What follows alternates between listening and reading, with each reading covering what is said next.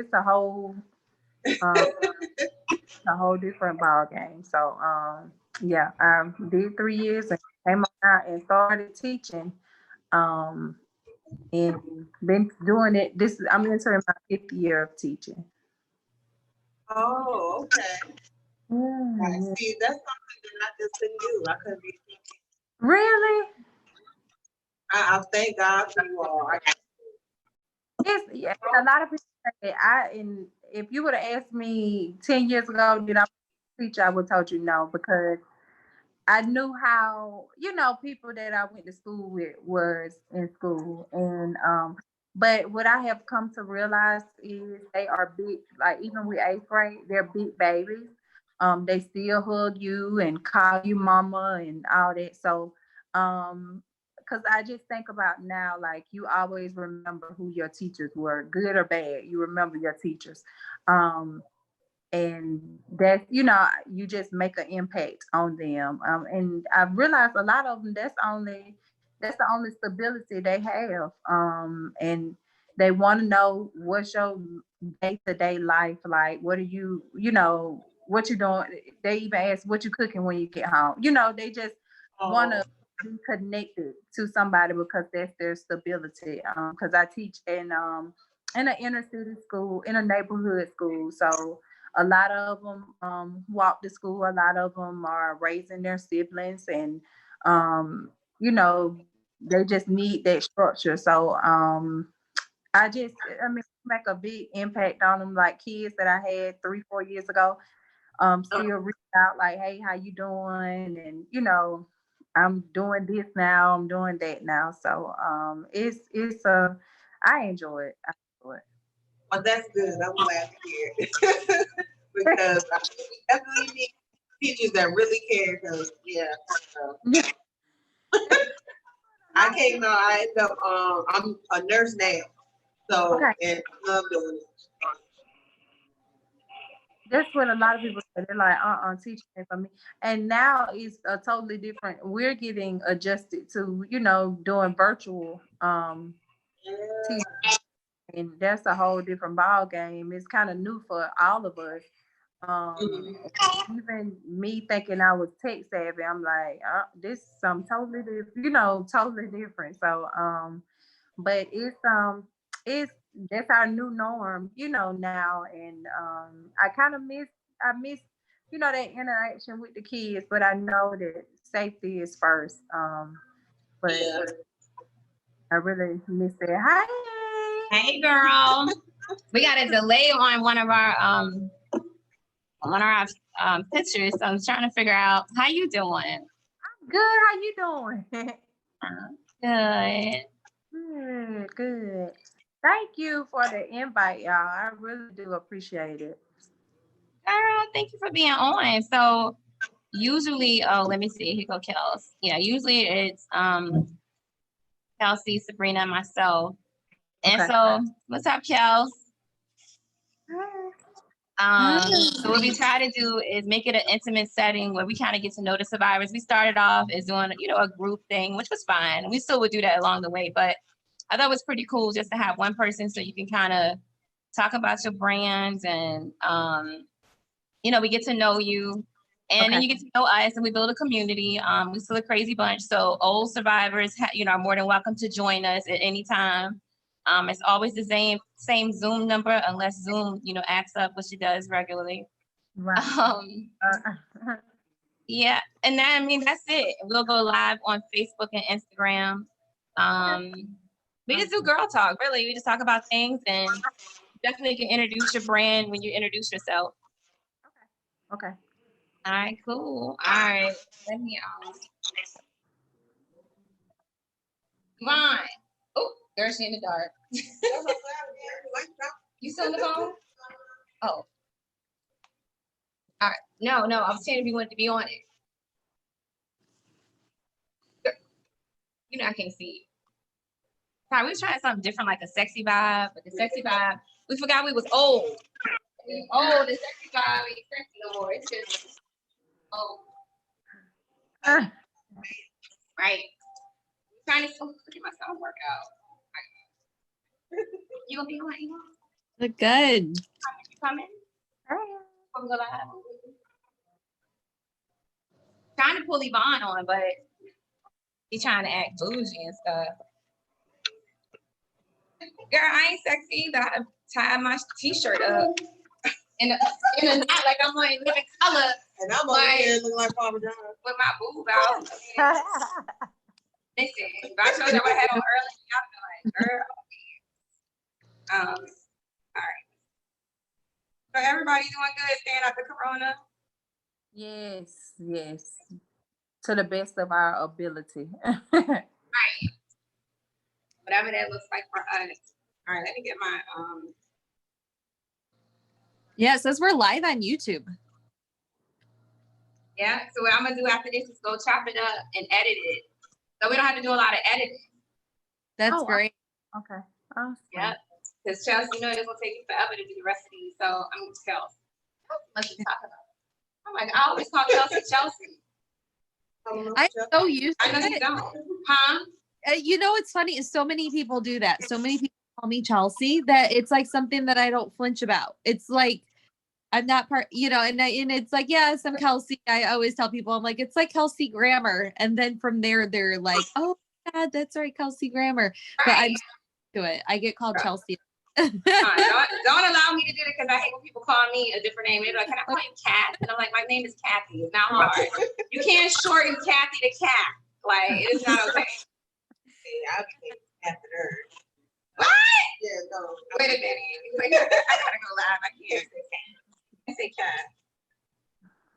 All right, let's get my live popping. Let's see. What y'all want to talk about before we go live? Any suggestions? Y'all do it, and I just Yeah, you can call it plays. We don't have we don't have like, girl, you gonna break my ring light. Oh, No, I'm not. No, I'm not.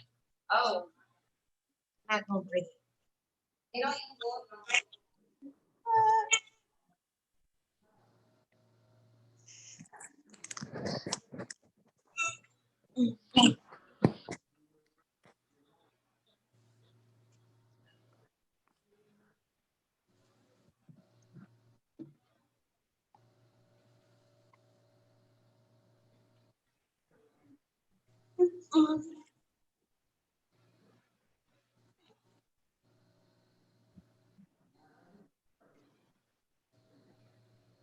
Hopefully that works.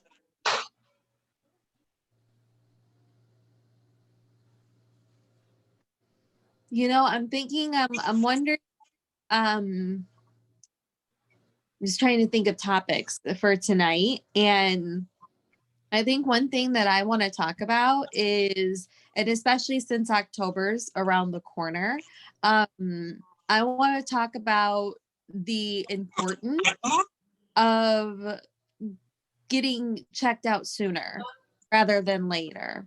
Right. I'm right now, I am going through physical therapy. I'm in physical therapy for, I don't know. I think I was prescribed like 6 weeks total, and I'm in about week 4. And yeah, and it's like, it's been like a chain reaction. It was like ultimately like what got me into therapy was a sciatic nerve. Oh wow. Okay. But it was getting kicked off by bursitis. So the bursitis is causing like a chain reaction into the sciatic nerve issues. And so now that I'm getting that, one thing I'm taking care of, one thing is getting taken care of, another thing in result is getting taken care of. And then in addition to that, like bursitis stuff, it's like, okay, I've got some issues in my lower back, like my L1, things like that. So they're having to like do, just stretches with me and different exercises. I'm not working out right now, but it's just so crazy how like finding like more issues as I'm getting things taken care of. And it's like, I am so happy that I'm doing it as opposed to just ignoring it. And like, I didn't want to have to end up getting surgery for any reason. Exactly. Yeah. So that's so true that you say that. And a lot of times we put ourselves on the back burner for family, jobs. Oh, well, I got this to do. I'll go to the doctor when, you know what I mean? And that was Yeah. my situation with breast cancer. And I had found out, well, I was nursing my son and getting ready to get off of maternity leave and go back to work. And I felt this, this spot. And I called my mom because she's a registered nurse. And I called her and I said, "Hey, mom, I feel this spot. What is it? What should I do?" And she said, "Does it hurt? Is it painful? Hold on, Is it?" guys. Hey, y'all ready to go live? Yeah, that's Oh, fine. yeah. We gotta get this on live. All right. You can keep on talking. I'm about to hit live. Okay. Okay, what we're gonna do first, once we go on, we can introduce ourselves, do like we normally do, and pass the mic to whomever needs to go ahead and introduce themselves. Okay? Okay. All right, here we go. Yep. You want me right there. All right, we are live, you guys. Hey everybody, welcome to our Rock My Stars Real Talk Rebels. We're gonna go ahead and introduce ourselves so we can get back into this conversation we were having because it was getting kind of deep. So my name is Bree Nicole, baby. I'm the co-host. Oh, and this is behind the scenes. Sorry. But anyway, my name is Bree Nicole, baby. I'm the co-host. And I am one of the ones up here who is not a survivor. I do have survivors in my family. So I'm here for more support, also to get support from you guys. And I love you guys, Seth, everybody that's on this panel, even though I've just met one that will be introduced later, so I'm not going to shout her name out. So next, I will pass the mic to Kelsey. All right. Hello, everybody. My name is Kelsey, and I am a 5-year, coming up to my 6th year diagnosed pretty soon.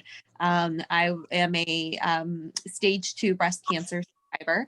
I was diagnosed at age 29 and no family history, and I thought I was doing everything right, and I had stage 2 breast cancer. And I found it after giving myself, it turned into a self-exam after I was putting lotion on after I was getting out of a shower. So that was how I found it. And went through very aggressive treatment. I scored, pretty much we have a lot of terminology within the breast cancer world. And one thing that we talk about is our cancer profiles and what kind of cancer we have.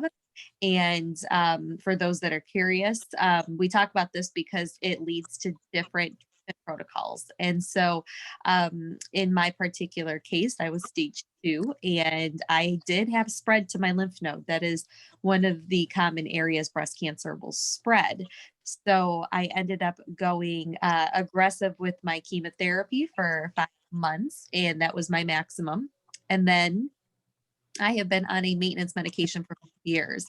And since then, I have found out through testing, through another predictability test, that I'm very high risk for reoccurrence. So I am on tamoxifen for another 5 years. And as a survivor who had a very, very tough time after treatment, in 2018, I started advocating for various breast cancer organizations. And I had a podcast called the Cancer Survivor Network, where I would interview everybody involved in the breast cancer movement in regards to their experience, what led them towards turning their pain into purpose. So now I am here in the Real Talk Rebels, and it's been really fun every single week. We come on and we always have good conversation here. And I am also launching a podcast called Pretty Resilient.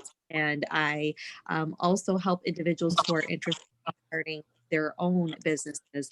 I offer consulting and coaching for that. So thank you so much for having me on. And I'm going to go. Welcome back as always. Yay! So happy. One thing I want to touch on is not to cut across you, but one thing I want to touch on is the importance of finding your passion and why that is so important when you go through something, because sometimes when you're in relationships, you lose yourself and we forget what happiness was, right? And I think cancer for everybody, and even if you didn't have cancer, but whatever trauma reminds you that if you go back to your passion, you can find some peace. And I believe that's the mission that you're trying to get everybody to get to is you can make your passion a business, right? And go to work every day and be happy with your passion. So we want to, encourage and empower other women and men to tap into their passion. And we have the blueprint. And the blueprint is so much easier to go by versus creating it yourself and not asking for help. Yeah. Right? So that's what, you're trying to do. And definitely happy that you're back on. Who are you going to pass the mic to, girl? I am going to go ahead and pass the mic to Kelly. Hi, everybody. I am Kelly. I am a school teacher, a mom, and a wife, and I recently found out I was a breast cancer survivor.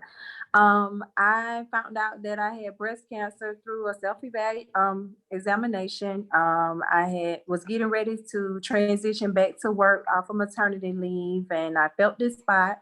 I called my mom because she's an RN, and I called her and I said, "Mom, I feel this spot, and what to do." And she said, "If it's hurting or if it's uncomfortable, you need to call your doctor." So I do blame myself for putting myself on the back burner, because I started getting back into the rhythm of going back to work. I started trying to be a dutiful wife and a great mom. So my situation got put on the back burner, and COVID hit, and we were all sent home to go to to work from home. And I remember touching that spot again and telling my husband, like, "Feel this spot, I think I'm overreacting because it feels bigger." And actually it had grown to the size of my thumb. And I called my doctor immediately, and she told me to come in, but she referred me to the nurse practitioner because she was booked. So the nurse practitioner examined. She said, "I don't know what this is. I'm gonna order you an ultrasound." So 2 days later, I get an ultrasound. The radiologist tells me, "I don't know what this is. I'm gonna refer you to a breast specialist." So the breast specialist who is a great doctor, and I tell him every time, "You saved my life," because I had been living with this for who knows how long, and for me to kind of put it on the back burner and then find out later on it's cancer. That's I just credit everything to God, because he was ordering my steps during that whole time. And so I had a biopsy done, and the doctor just kept reassuring me, whatever it is, from we're going to get it out, we're going to get it taken care of, whatever it is. He just kept reassuring me. And so the biopsy was done. A week later, I got a call back saying that it was cancer. It was DCIS. It was stage 0, and it had not spread it. And we were going to do a bilateral mastectomy and get immediate breast reconstruction. And I had that done August the 5th. I had the bilateral mastectomy and the immediate reconstruction done. And I stayed overnight and had the drains and the whole 9. And I think that was the hardest part for me, because I couldn't be the great mom that I am to my son, because I had to work on getting myself back together and being 100% health wise. So I had that done. I still have to go in and do I have the fillers in right now. So I still have to come in and do the implants, and then I'm done. I'm working with just a great doctors and specialists who just have kept me uplifted. And I don't have any family history. My grandmother actually, my maternal grandmother had it at 70, and she beat it, and we did a genetic testing, and she and I do not have the same gene mutation. So I'm the first in my family to go through something like this. And so my purpose is to make sure that women go get checked in whatever battle you're facing. And I started this clothing brand, whatever, Survivor on Purpose. And that was just to inspire women, because I felt my lowest at that point. I felt like I wasn't beautiful. I was less of a woman because I was going through breast cancer and I had to get, a bilateral mastectomy. So um I started that line to encourage, women that it's okay that you're going through this. And actually I got two phone calls today about two people going through breast cancer. And I'm like, you will be fine. You're gonna make it through, and you're gonna, you're still gonna come out beautiful. So that was the whole purpose of starting this clothing brand, to inspire and to encourage women that are going through, even if it's a totally different battle. You're still a survivor. You're still gonna come out on top of this. So Kelly, right? Okay, Yes. congratulations with Big Cancer's butt. That's number one. Thank you. And number two, I ask some tough questions because I have to, right? Because I think through us, we're vessels, help other people. And I see Tina has joined us too. Be as real can be, right? Because I think a lot of times people expect us to look sickly, right? You're a beautiful girl, beautiful woman. People expect us to look a certain way, feel a certain way, whatever. Everybody has an expectation. A mother, you're a wife. And if I'm wrong, say, Kat, you way off on this one. But when you started the conversation, it was sounding like you kind of took yourself for granted, right? Because you didn't go to the doctor early. And now what I still hear you saying, and I want you to say this after me. I'm going to tell you exactly what I want you to say because I feel like you need to hear it and we all support you times 10. What I'm hearing you say now is when you were going through it, you felt like you weren't 100% a great mother because you had to focus on yourself. Right. Kelly, girl, I almost let you get by with that. But hang on here, baby. Let me tell you something. 25 years of counseling. You can't get by on that. Number one, Kelly, I want you to say, I am worth it. I am worth it. I am loved. I am loved. And you are not alone. And you are not alone. That means you. Yes. I'm going to tell you what. You are so worth it. You have your mission. And sometimes God do choose the strongest souls. Because number one, He know we built for it before we even know. Exactly. And I can see it in your eyes. You have hunger to help women heal, to know they're worth it, and to tell your story. And I want you to know that the important thing as mothers is that we have to take care of ourselves. Exactly. Everybody first. And put the back burner. But you know what? That's what mothers do. Right? I don't at no point want you to feel like you weren't enough to anybody. You are. Like, your babies or baby probably look at you like, I got the best mom in the world. And she kicked cancer, but you don't want her to come to school. And she'll teach you so she can read you, baby. Okay? And you have family. You have us as rebels. And there's a lot of us. So at any point you feel like you want to reach out, cry, yell, scream, we probably all feel the same way throughout our day. Right. Yeah. So I just want you to know that you are loved and you're special now to us. Oh, y'all special to me. Oh, now pass the mic to somebody else, girl. All right, Kat. Look, you said don't call you Kat, so Kat, go ahead. No, you can call me Kat. Just don't call me Kat. It's the cat. Hey Kat. And I'm like, no, caffeine or cat. It's either that. Like, it's no cat. Like, all right, Kat, introduce yourself. Like you're trying to be like, put your pinky up, drink some tea, Kat. No. Hey, girl. But everybody, I'm Kathy Parker. I'm Real Talk Rebels host. Of course, I have a nonprofit called I Rock My Scars. We are here every Wednesday from 7 p.m. Eastern until the party stops. We talk about any and everything without limitation, no judgment. And I think that's important. You can just be who you are. This is a platform, not for myself. I'll tell anybody, I want you to be successful, be encouraged and empowered.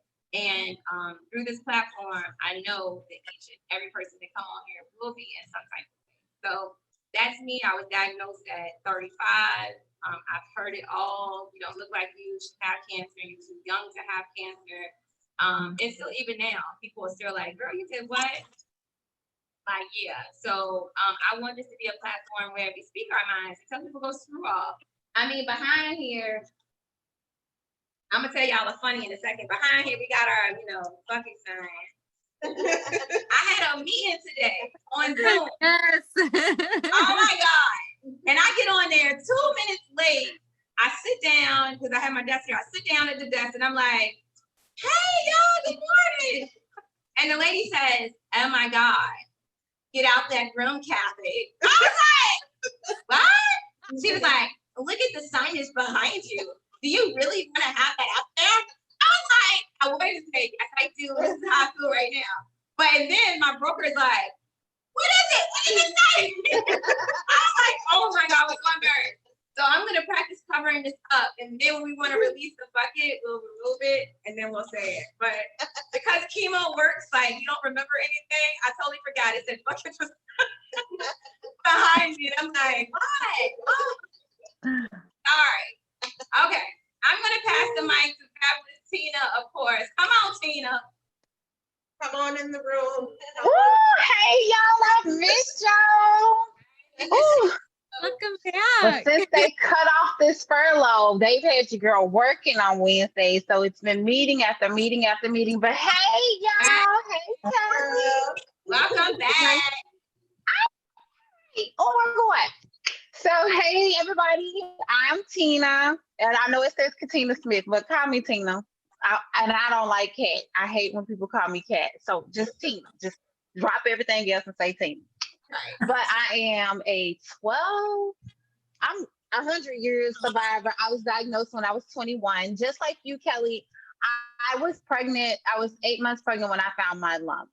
And the only difference between our stories is pretty much the same. I was like, oh my God, now I have a newborn baby and I got to go through chemo and all of this other stuff. Unfortunately, by the time I had to go through the other end of it, of trying to get somebody to listen to the fact that there's something wrong with me.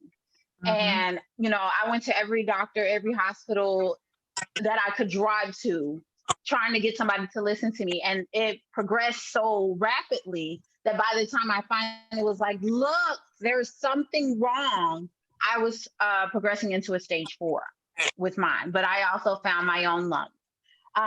And so, yeah, imagine you finding your own lump, you're giving birth, after giving birth, you have a newborn at home and you're going through this pain and trying to get somebody to listen to you because this wasn't my first kid. I knew something was wrong with my body. And I'm like, yes, I'm young. Yes, I just had a kid, but this is not how I'm supposed to feel after having a baby. I'm not supposed to feel like somebody's stabbing me at night when I'm trying to nurse my newborn. So I'm out here. I'm the same girl. I'm wild and crazy. I'm the one that cussed a lot, Kelly. So I do not have a filter. Tina. We forgot to talk about. I mean, Kelly needs to know who you are, Tina. Why are you so fabulous? You got to tell the story how you almost shot up the hospital, you took 3 doctors out, and you said, what? You almost went to jail in the same day. Kelly, I want you to know the real thing. Kelly, I was trying not to tell the gangster story. Like, listen, okay. So I did like John Q the hospital, right? Have you seen John? Because listen, like I had went to every hospital. I live in Texas, and so I went to every hospital that I could drive to, trying to get somebody to listen to me because they wouldn't give me, at that particular time, I wasn't privy to the information of my family. I didn't know the history on my dad's side because my mom and dad divorced when I was young. So I didn't know all of the information of all of my great grandmothers and aunts on my dad's side that had breast cancer. So I didn't know my medical history. So all the information I had was on my mom's side. And so, oh, well, breast cancer doesn't hurt. It's just this, it's that. They wouldn't give me a mammogram. They kept giving me biopsies and ultrasounds and saying I had a collapsed nipple, I had this. So I John Q'd the hospital. I was like, look, y'all got me fucked up. I'm not leaving until y'all do something. I don't give a fuck who you gotta call, but I'm not leaving here with this pain and this medicine y'all giving me ain't working. Fuck what you going through. Y'all need to do something else better than this. And then, so asshole walks in there with a piece of paper. Did I ever tell y'all that part? Okay, I'm gonna tell y'all anyway. So asshole walks his ass in there with his goofy ass and says, "You're young. We can remove your boob." I was like, "Fuck it, cut it off. What I'm doing with it? It's turning purple anyway." Right. What you saying to me, sir? Well, this is what it's gonna look like. And he draws a circle and a line across it. I said, "Do you really think I give a fuck? I ain't slept in 3 months and I got a newborn baby. I don't give a fuck." So, side note, my boobie does have a smiley face. It looks exactly how he drew it. But that was just like that was besides the fact. So Wait a minute, Tina. Only because I love you, I got a joke. So when somebody looks at it, you don't have no nipple there, right? right. Do they be like, your It titty smells smiling at like me? it smells. Right, you like, like, girl, I know you want me, your titty smiling. Okay, go ahead. She ready. She is ready. She likes to be served. Okay, go ahead. So he leaves out, and this other chick, like all these people are basically telling me I need to calm down or this, that, and I'm like, no, y'all got me fucked up. So like it got like really bad. They called like the police. They called like the hospital police because I was like, okay. So imagine, I don't know if any of y'all have ever been stabbed. I've never been stabbed. So in my mind, I equated this pain to like a stabbing feeling because that's what it felt like. It felt like somebody was stabbing me and clawing, like pulling down. Mhm. And imagine after you just put your kids to sleep, that pain starts at midnight and does not let up every single night. It slows down about 8 a.m. and it starts right back up at 10 a.m. to the point where I'm getting up from my desk and going in the bathroom, and I have to go in the bathroom at work and take my bra off. And then I had a newborn baby, so it's still creating milk on top of that pain. And I'm just rocking, holding myself, crying my eyes out. I'm doped up because they're giving me pain medication, but it's not working. So imagine that for 3 months after giving birth to a newborn baby. And I got a newborn baby and a 5-year-old. Who's sleeping? Nobody. So I hadn't had sleep. I was in this pain, driving from hospital to hospital. So long story short, they had called the police, the hospital police and everything, because I was cussing. I was so outraged. I was like, I don't give a damn. I'm not leaving here. So y'all do something. I don't care. And you know when somebody clap them hands together, it's real. I'm not leaving until y'all do something. I got to that hospital at 6 o'clock that morning. I didn't leave till 5 o'clock that afternoon. And by that time, I saw my angel, Dr. Angela. So she came in there and she was like, I need you to calm down. She was like, do you mind if I examine you? At this point, I don't care. Call Jesus, because Right. I'm not leaving until somebody do something. So she examined me and she was like, well, I want to do what's called an exploratory surgery on you. And I was like, is it going to stop the pain? And she was like, yes, it might. Girl, I'm with it. Let's go. You ready now? Should I sign the paperwork? Here's my Blue Cross Blue Shield card. Let's get this party started. She was like, well, no. So she scheduled it. So, and unfortunately, she said the minute that she opened me up, she knew immediately. And I was progressing into a stage 4. So I feel you and I feel your pain. And so that is my horror story, but it is also why I am so unapologetically who I am. I've always been a vocal person, but I urge more women to be vocal because we are African American women. We're women, period. It doesn't matter what color you are. We're women. We have that same thing that you said, Kelly. We are natural nurturers. We want to take care of everybody else, and we tend to put ourselves to the side. I'm guilty of it. I'm sure most of you ladies on here, we're all guilty of doing that, of putting ourselves to the side for the sake of somebody else. But we Right. have to also advocate just as hard. Had I not advocated and John Q the hospital, you guys would never know Tina existed because I was progressing into a stage 4. I could have been out of here. So we know our bodies better than anybody else. Mhm. We know when something was wrong. You knew, you were not tripping, Kelly, because I was the same way. I was like, babe, Kelly's bump.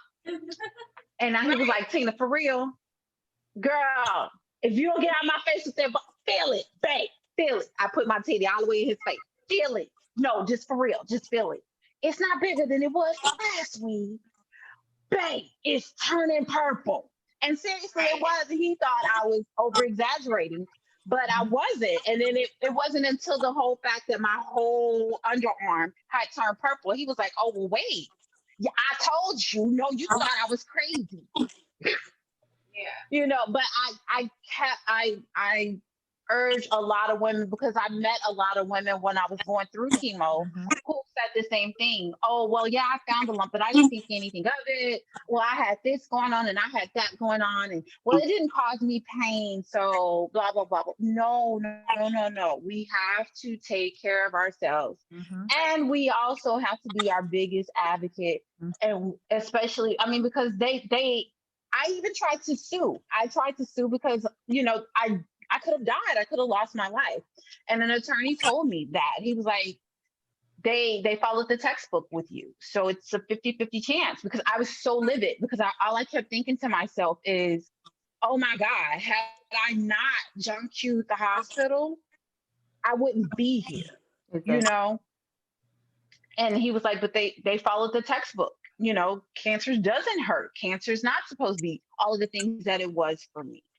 So, so that's my little red wagon. The crazy thing is cancer does hurt, right? So eventually, right, it does. You're not starts to be like, oh, it's unbearable. And then it's like something else in your body is an ailment, you ignore it. I think for me, it's like my hair texture changed before I even knew I was diagnosed. And I'm like, why my hair being funky, right? And it probably was my cancer cells saying like, hey, you need some biotin or something. I don't know. But it's things that we overlook because, number one, I think we be part in denial, right? Because we don't think it can happen to us. This is not in our family, right? It's like, it's not talked about. So you kind of be like, ain't nothing wrong with me until you can't bear it anymore. So I think like the textbook thing is crazy is because no case is the same. It's never the same. It's never the same. And it's exactly like you said, I know we're women, we know our boobs, and I knew that I'm pregnant, at being 9 months pregnant, as most of you moms know, when you're 9 months pregnant and you're ready to pop, how do your boobs look? They juicy and they're sitting up and they're about to explode, right? Because they're full of milk. They're lactating. You're getting ready to birth and be able to nurse your baby. My boob was laying flat and like the nipple had inverted. And I noticed that. And I was like, okay, this one looks like it's ready to explode. What's wrong with this one over here? And that was my first note when I brought it to my OB-GYN's attention. Like, hey, look at my titties. Am I tripping? And she was like, oh, that could be for numerous things. You just need to probably up your vitamin take, or you need to do this, or you need to do that. They had me rubbing vitamin E oil. They had me playing with my nipples. They had me doing a whole bunch of crazy stuff, trying to relieve myself. And I'm like, no, I think this is something more than what they're, oh, well, no, it's just after you have the baby, it's going to stop. It's going to go away. And it just got worse. Right. And that's crazy because the crazy part is because they'll have us doing everything. They have me rubbing like a bull sass under my arm because they was like, oh, that's just a hair ball, right? And it'll go away. It did go away. So I'm thinking, oh, that must, been what it was. It came back. And then I'm like, oh, it must be a bull again, right? I went to my OB, so you buy-in, same thing. He's like, oh, girl, you too young to have it. You good. You in good health. And I'm like, okay. But then, I mean, I couldn't take it no more. I couldn't even put my arm down to carry groceries. And I'm like, something is wrong. Girl, the next morning I woke up, my boob was big as a watermelon. But let's introduce them where everybody get introduced. We're going to pass the mic to Yvonne. Chicka, chicka, chicka, chicka. Hi, everybody. Hi. I'm Yvonne, and I am so happy to be here to share the space with the rebels.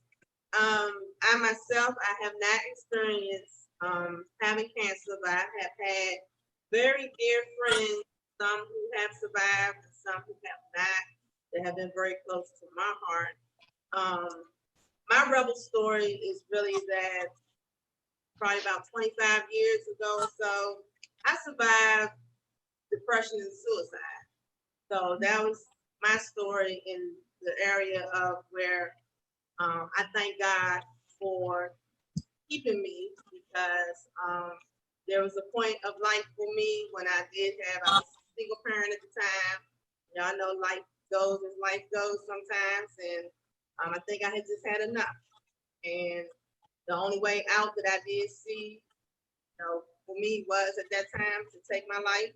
But I thank God that I had 2 children who I didn't think their father could take care of them. Thank God. You don't hear that often. Thank God for my children. You're like, right now, you're like, get out the house. Yeah, so because I didn't think anybody would take the better care of my 2 children than I would, that was the one piece of hope, that helped me to want to keep life or to stay here in this world. But I just know it's by the grace of God, because there were times where, things happened when I was depressed and trying to be on medication that did not work. And one thing I know is that your mind definitely, when they say that your mind, that can be a dangerous thing, and it definitely can, because even then I know there were times where I just totally stopped thinking. Anybody, when it comes to being depressed, it's hard for people to understand it unless you have gone through that for yourself at that level of it. Because I have heard people say, oh, well, they just depressed and, they're going to get over it. And it's like, no, it depends on where they really are, and it's like, it is no just get over it when you're at that place and you cut people out of your life and people don't understand, where you are. And it's just you, and especially if you don't have a daughter in your life, because it's like, that's all I had at the time was what I knew, because I didn't have a daughter in my life at that time. Now I'm just so grateful that I survived that part of my life, and I'm just happy to be here with y'all to share and to say hey. Thanks to all of y'all. Yeah, but I think that's important though. I think a lot of people do think I rock my scars only for breast cancer survivors, and it's not. Like, I'll tell anybody, invisible scars, right, happen. And I just know as a rebel, I went through depression, anxiety, I'm stressed, low self-esteem. It hits you all, and those are invisible, because people, I mean, we could put a smile on our face and do what we have to do through our day. But when you go in the bathroom and you cry, you at work, people don't understand why you're crying, right? Or you sit in your car and you have a moment to yourself and you cry. And, people see it as being weak, but to me, it's like, man, it does something great for your soul. But I call those invisible scars. So you are a team rebel, okay? I don't know you're trying to get out of that, but it is for people who have invisible and visible scars. So that's important. And thank God you are here, because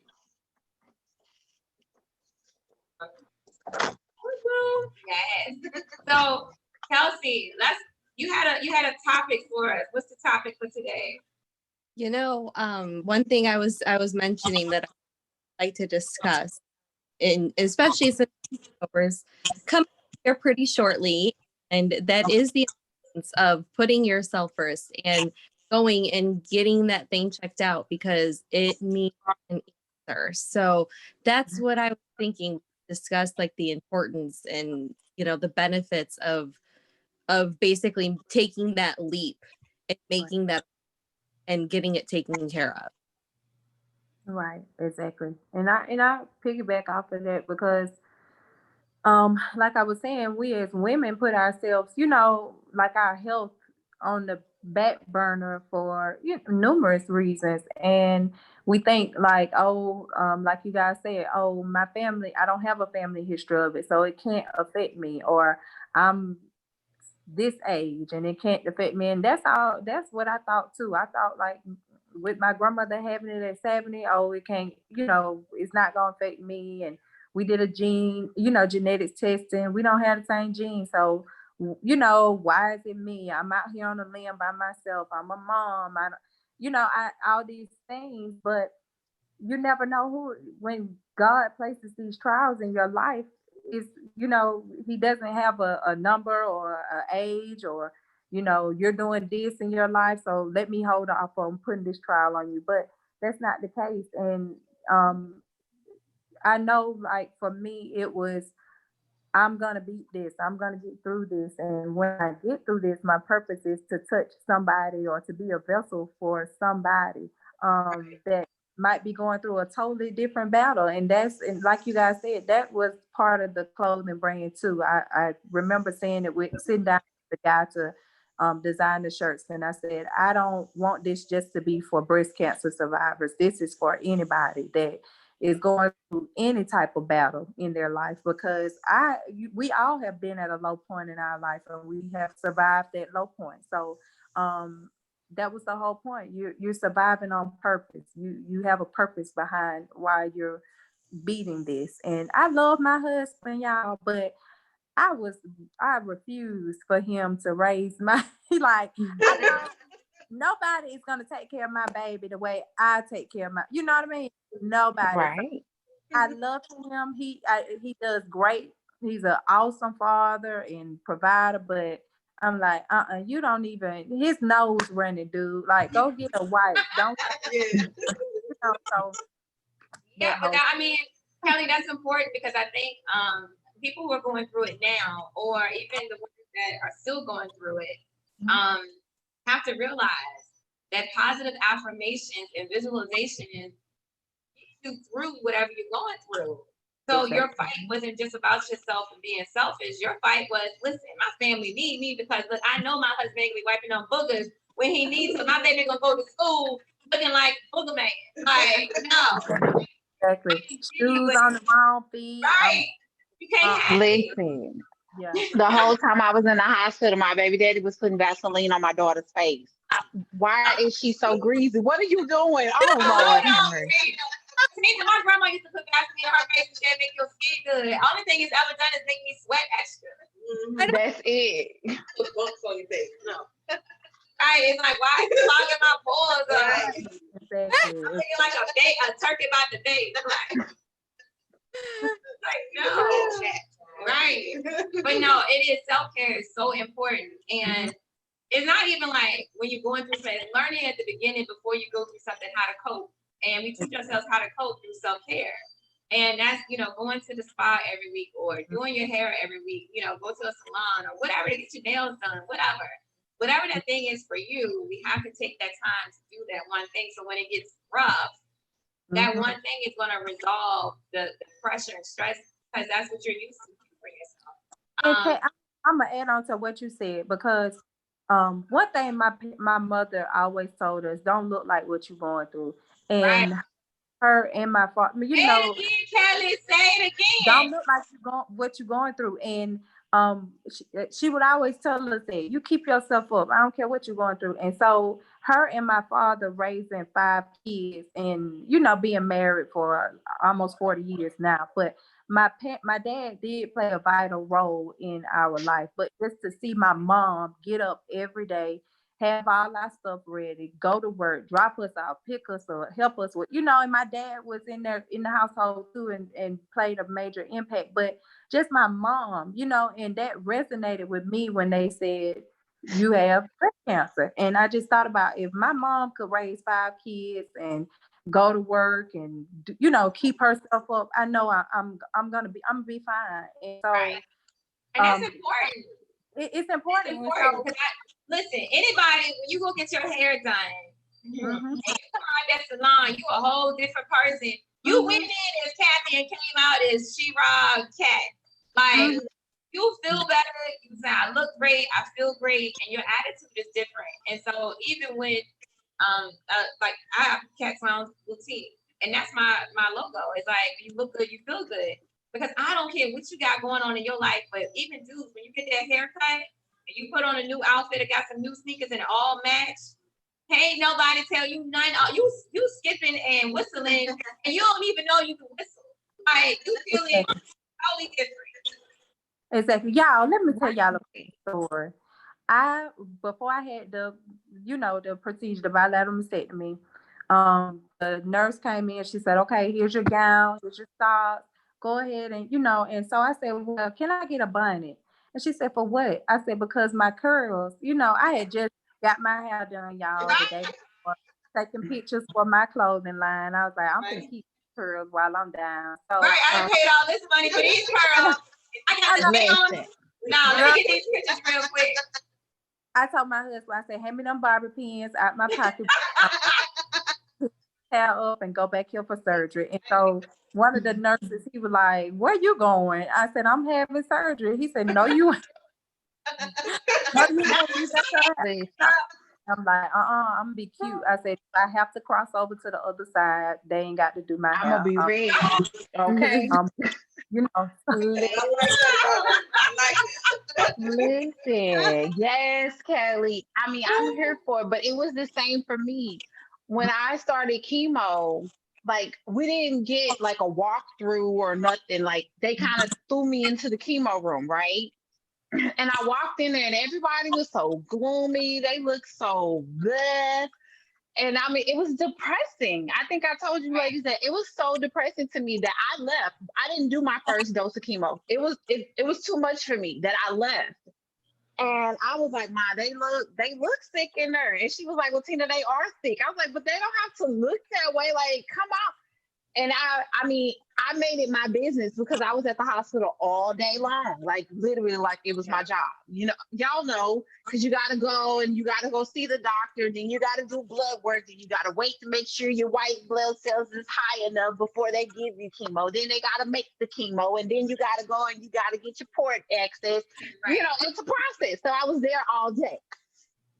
So I started dressing up to go to the hospital. I didn't have hair, but I would draw my eyebrows down. I put my good wig on, or I put a cute little scarf on, lashes. I would be cute. And I would pack a little lunch and pack a little bag with cute scarves. And I would go in there and do makeup and do nails. Like, we don't have to look sick. We don't have to look the part. So much so, I'm almost ashamed to say it. Bless me. I'm sorry. I don't want to offend anybody. But so much so that the man with the hole in his neck started trying to hit on me. Like, it was weird. Because he was in there getting treatment too. And, they had to hold the little microphone thing. And he was like, you come here every week, girl, looking sexy. I'll be waiting for you. Okay, first of all, sir, you got a hole in your neck. It's too much for me. It was just the fact of I just wanted to change the atmosphere, and the fact that I made his day. He would look for me because I'm always this loud, this animated. I just like to live and let live. I don't like sad, I don't like sad funerals, sad anything that's gonna make me feel all gloomy. I don't like it. I'm a happy person, and so the fact that I changed the atmosphere and that some of the people were looking forward to that.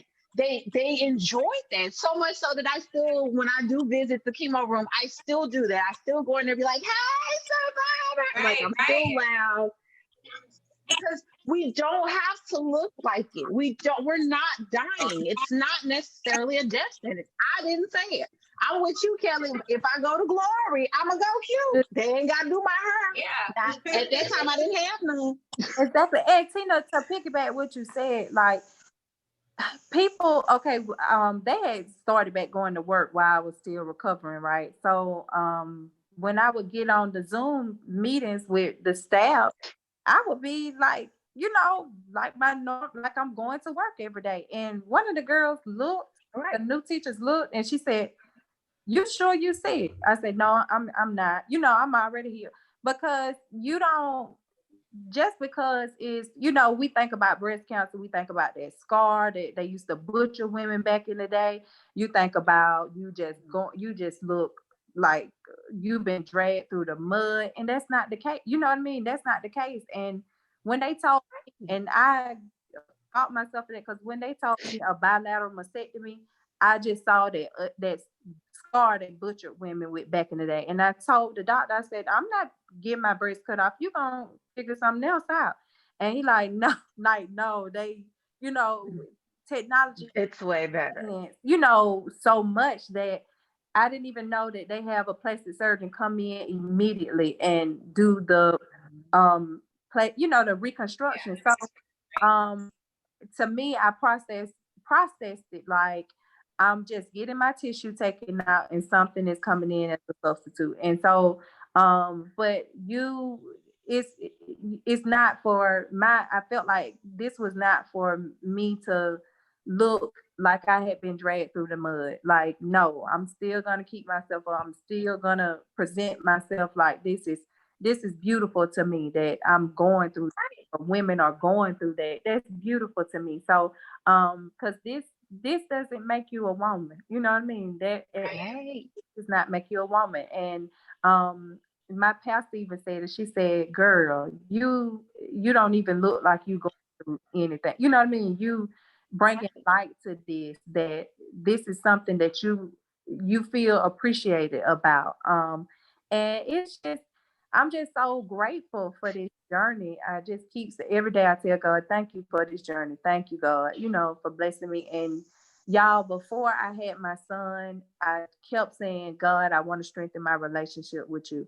And I knew who God was because Girl, you find them real quick. Like, God, and you Listen. listen, I'll tell anybody. It's like somebody telling you gotta go to jail. Mhm. And you like, what? I ain't gonna do it no more. Take it back. I don't want to go to jail. I'm sorry I stole the pencil. You like, you want everything to go backwards. And it's kind of like, man, through the journey, Kelly, right? Like, I think you all say the same thing. Like, spiritually, I'll tell anybody, whatever you do spiritually, it can be meditation, it can be praying to God, Buddha, whoever. Like, that is times 100. Because people catch the Holy Ghost. We be like, Holy who? No. Exactly. Like, you know, personally, we got him on speed dial. Listen. But Listen. Spiritually, something right. else. And it can be overwhelming. No, it's I'm glad we're talking about this, because last week I was wondering, you know, about this. Like, do any other survivors like really intensely feel their spiritual worlds have just changed since diagnosis? Like, I think, you know, I wonder if, you know, for some people it's like, is it their original, you know, association? Like, is it the same but strengthened? Is it for other people like you were you had this one system and then you got diagnosed and then your belief system completely changed? Like, I'm just curious about that. And for me, Kelsey, it was I grew up in the church. I knew who God was. But my grandmother would always tell us, go to church and be blessed. Go to church and be blessed. But then you start living life and you're not doing what you know what I mean? You're not living to God's expectations and you're not getting your blessing. And it's like, well, why am I not getting my blessing? So when I got married and had a baby, I said, God, I want my relationship to strengthen with you. You know what I mean? I want to know who you are so my child can know who you are, so my household could be blessed. And when I had went through, you know, going through breast cancer, I had to depend solely on him. You know what I mean? Like, I had to just fast in his word and just be so dependent on God that nobody else was, you know what I mean? No man couldn't do it for me. It was, this is God, you know, God's work, and God is going to allow this to manifest in the way that it needs to go. So for me, it magnified my relationship, and who he was just magnified for me. Like today, getting the phone call from two people saying that they're going through breast cancer and what to do. And it's like, wow, you know, like it was a purpose behind this, and I'm just so humbled by it. And I feel like some people go through things and they still don't change. You know what I mean? They still don't see that. They don't learn their lesson. Right. God is calling, pulling you closer to Him, and they still go back out and they're doing, the same old thing. And for me, it's like, like I'm living for Him, and I got to follow down the direction that He's leading me on. So for me, it magnified like who He was for me. Like he's real. And you will hear, you hear people testimony, you're like, oh, okay, but for me, it's like it's mind blowing of who He is and what He's doing. And I'm to piggyback off of what Kelly said. Hold on just a second. Somebody gonna decide to come to my door while I'm busy. Middle of the show, I'm right? feeling Watina while you answer the door. I think for myself, Watina get the door. I grew up Southern Baptist, like Bible school, Sunday school, whatever, Wednesday, Thursday, Friday, Saturday, Sunday. And so I knew Jesus. I knew about God. I knew about Mary, know about going to the Lord. I was a little different because I felt like I'm always giving, right? And I went into a mode, not when I got my diagnosis, I was mad. I was angry because I'm like, God, I don't do nothing to nobody. I mind my business. People always bothering me. I'm like, why me? Right? I went through a why me phase. I was angry with God. I was like, whatever. I don't even believe in you no more because you shouldn't have let this, happen to me. And I'm like, I went through a whole pity, like, through God. I did. I'll tell anybody. But the thing I found out was through the journey, I'm like, I started thinking about what I've been through and who I am. And just like you guys said, I don't even look like what I've been through.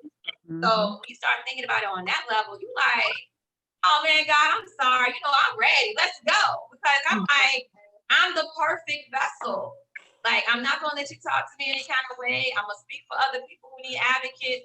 Let's go. I'm going to make this money, so I ain't going to be struggling. Like, whatever we got to do, I got them. And I had to rethink myself, and I'm like, yo, it's perfect. And when I got to that moment, knowing and understanding why me, why not me, and you start thinking about, when you hear other people's stories, I heard so many stories along the way, and I'm like, I couldn't imagine not having a limb. Right. I couldn't imagine not being able to see. And I started saying like, yo, you suck as a person. You're thinking, why me up a nipple, and you still living. Your nipple don't even count for real because it don't do nothing for you. Like, yes, it's sensation, but I mean, you got 12 other holes in your body that does the same thing. Right. You know what I'm saying? And see, and that's where and that's where I was going with my story. Kind of like everybody. I grew up in the church. And I used to wonder, like, oh my God, what moved my mom and my grandma them to praise God so much, where they jumping and shouting in the church. I knew God was good, but what I just never ever thought that I could feel anything that deeply where it would move me to tears or move me to want to worship Him in such a manner that I would see my granny and my mother and all of them worship Him. And so I remember, I was talking to Him. I was feeling like you, Kathy. I was like, God, because after my third surgery, so we had the exploratory surgery, then we went back in and they removed my lymph nodes and removed the remainder of the cancer. And then the third surgery is when they put my port in, and they did something else. And I had like 3 surgeries. The third surgery, when they removed my lymph nodes, I woke up without the use of my right arm. This arm, this hand right here that I'm waving at y'all with. And so, I've had a couple of surgeries at this point. So, when you wake up from recovery, the routine. Wiggle your toes, wiggle your fingers. Can I move my head? Has the anesthesia worn off? And I remember laying there, and in my head, I said, wiggle your fingers. And I felt these fingers move, but this hand didn't. And so I'm still a little groggy. I'm waking up and I'm still like, I'm thinking to myself, because they just took the thing out of my throat, so I can't verbalize myself, but my mind is functioning. Wiggle your fingers, wiggle your fingers, wiggle your toes. Has the medicine worn off? And I'm wiggling. And in my mind, I'm looking at my hands and I'm wiggling, but this hand is not moving.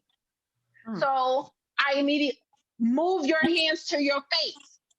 I can only move one arm. So immediately I start crying, like, what the hell have they done to me? And I'm already still feeling this animosity because of the fact that I went to every hospital in Dallas. I'm almost stage 4. My life is already in shambles because if they'd have just listened to me 3 months ago, we wouldn't be here. You already had a chip on my shoulder. And, I'm like, I got a newborn baby at home, this, that, and the third. I have all of these thoughts going through my mind. So when I guess the nurse could tell that I'm over there panicking because I'm beginning to cry because I still can't verbalize. And so she comes over and she says to me, she was like, Miss Smith, are you okay? And I pointed at my mouth and I pointed at my arm. And she said, well, you probably can't speak because we just removed the thing out of your throat. So you got to give it a little time, drink a little more Sprite. She said, but as for your arm, the doctor explained what happened. Explain what happened? What the? I'm mentally going off, but I can't verbalize. So I'm just crying my eyes out. I'm crying. They roll me to the room. My mom and my family are there. My voice still hasn't come back. So I can't verbalize why I am just bawling my eyes out. And they're thinking I'm crying because I just lost because that's when they completely removed everything. They removed all of the cancer cells, blah, blah, blah. So they're thinking I'm crying because of that. And the doctor comes in and tells them, because I'm still pointing at my arm. What's wrong with my arm? What's wrong with my arm? And the doctor comes in and tells them, we removed 22 lymph nodes, and out of the 22 that we removed, only one had cancer in it. So that was good. I was like, okay, I don't care about that. What's wrong with my arm? He said, well, one of the cells was attached to your nerve. So in order to remove it, we pinched your nerve. So you're going to have to go through therapy. You may or may not regain use of your arm. Tina, wait a minute. Tina, that's important, Tina. Tina, that's important, though, because you know what?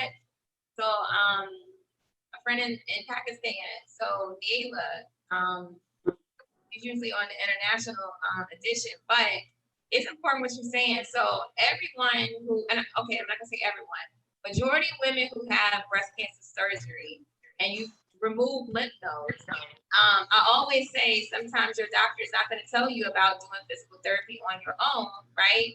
But it is like literally, Tina, I ain't lying. Like this morning when I woke up, I felt like I just had chemo all over because my fingertips, my nails are tingling. Like I don't even have sensation.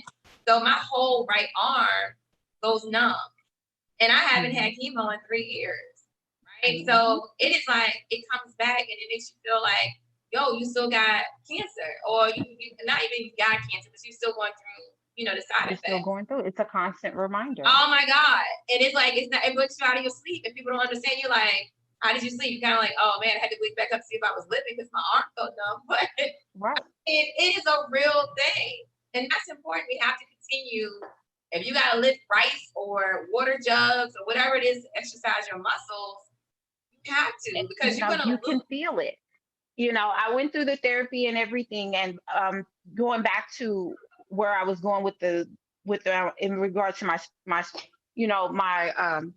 spirituality is that I remember laying in the bed and I was bawling my eyes out because, as you remember, I have a newborn baby and I'm right-handed. I couldn't hold my baby. I can't feed my baby. I couldn't be a mom. I couldn't comb my daughter's hair for school. 'cause I lost you. I felt crippled because in the blink of an eye, I now have went from being independent till now people have to come and help me get dressed. People have to come and help me eat because I'm having to learn how to use my left hand, and I'm not left-handed, I'm right-handed, but I can't use it. I can't pick up my baby. I have to relearn how to do everything while I go through chemo and go through therapy to possibly, because I mean, they said I might or might not regain use of my arm. And I remember laying in the bed and I was just bawling my eyes out as I watched them pack my kids up and take them to my mom. My mom took my kids to the house because I just simply couldn't care for them. And I had just had surgery and just came home. And I'm just bawling my eyes out. And I remember it like it happened yesterday. I'm trying not to cry. But this bright light came. Tina, it's okay. We cry on here. This bright light came and I turned my back to it because it was nighttime. And I turned my back. I had turned off all the lights in the house. I was completely depressed. I was defeated. And I normally am a very happy person. I'm always optimistic, but I was defeated at that point. I felt defeated. Like, God, like you said, Kelly, look, Jesus, you don't put too much. I know I'm one of your strongest and you give your hardest task to your strongest, but this too much. And I don't know, Lord. I don't know. And I'm not happy and I'm upset. And they are stripping me of my baby. And he's 3 months. That's my baby. You know, my baby, she's 5. Those are my babies. And I can't hold my babies. And so this bright light came and I turned my back to it. And that light beamed through my apartment so bright that I pulled the cover, I pulled the blanket, I pulled the pillow. That light would not go away. And I sat up and I said, okay, God, you want to have a conversation? Let's have a conversation. I prayed and I yelled, I screamed, but I said, you gave me this, you've done this for a reason. I don't know why, but I'm in for a ride. And if you said you won't put more on me than I can bear, Lord, it's time for you to put up or shut up. You said you'll never forsake me, then God, I'm leaning and depending on you to take me through this because I don't know which way to go and I don't know what to do, Lord. So I put all my faith in you. You take it. And that light, and when I said you take it, that light went away. And my walk has been so tremendous that y'all see me moving it. I was never supposed to be able to raise my arm. Right. I can raise my arm. And then you be like, okay.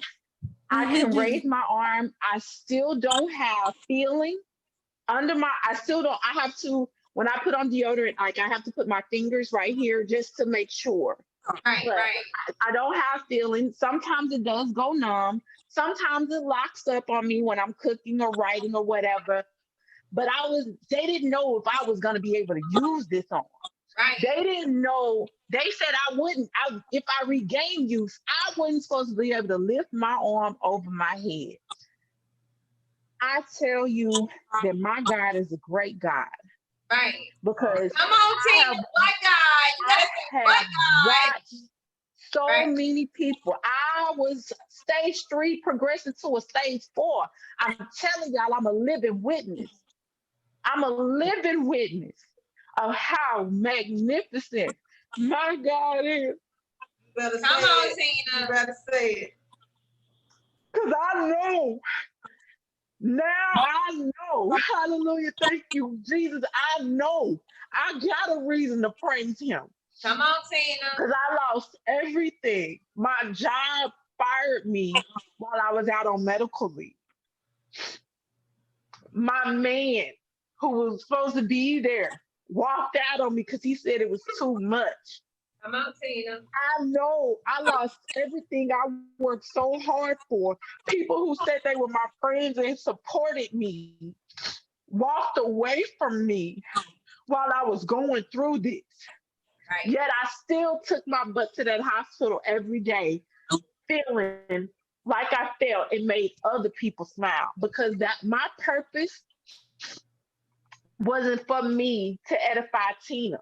My Right. purpose was to have this testimony to tell any and every woman that no matter what you are going through, Right. I've been raped, I've been beaten, I have, you name it, I probably got a story for it, baby. And I am 37 years old. And from 21, I was 21 years old when I was diagnosed. I'm 37 years old. And I know, baby, I don't look like none of the stuff I've been through. Come on, So, Tina. honey, listen, y'all don't want to see all on social media crying. Listen, Hey, and hold on. One thing is for sure. Look, we real. One thing is for sure. We're real, and it's real feelings. And the one thing I say to you, girl, you know I rock with you the hard way, the long way, the wrong way, the right way. I'm Tell telling us you, about it. one thing is for sure though, people have to respect your true story. Mhm. Ain't nobody tell you what you've been through and how you're supposed to be because that's your story. So regardless of how we embrace it, regardless of how we tell it, it's our story. So you got a right It's our to laugh, story. cry, cuss somebody out. You've been through what a lot of people didn't even make it through. With breakdown, a lot of things that I've been through, people would break. I mean, I helped to help build a company. I helped them. I wrote your standard operating procedures, Right, and you fired me like I was nothing. right. Mhm. But Tina, you ain't belong And so, there. That happened to me too. We got the same stories with that employment. But you know what that means? And I'll tell anybody. it just Sometimes means something God was has bigger to and better. remove you, but you can't go back because you won't do it yourself. Because you don't Right. think number one, you're worth it. Number two, Right. that you can do it. And number three, we have to have the test of faith to step out. Sometimes we Right. ain't gonna step out. So God removes all that comfort blanket, All of that comfort so that you can totally depend Oh, on Him. He make you so Totally depend on Him. uncomfortable. He makes you so uncomfortable. You like, I done been through a lot. When you start looking back in your past, you're like, I've been way worse. And maybe I was cancer, but I know I was in a car with somebody drinking and driving at early age. Look, I was at a party I didn't belong at. You done did so much stuff where God has Oh gave my. grace, right?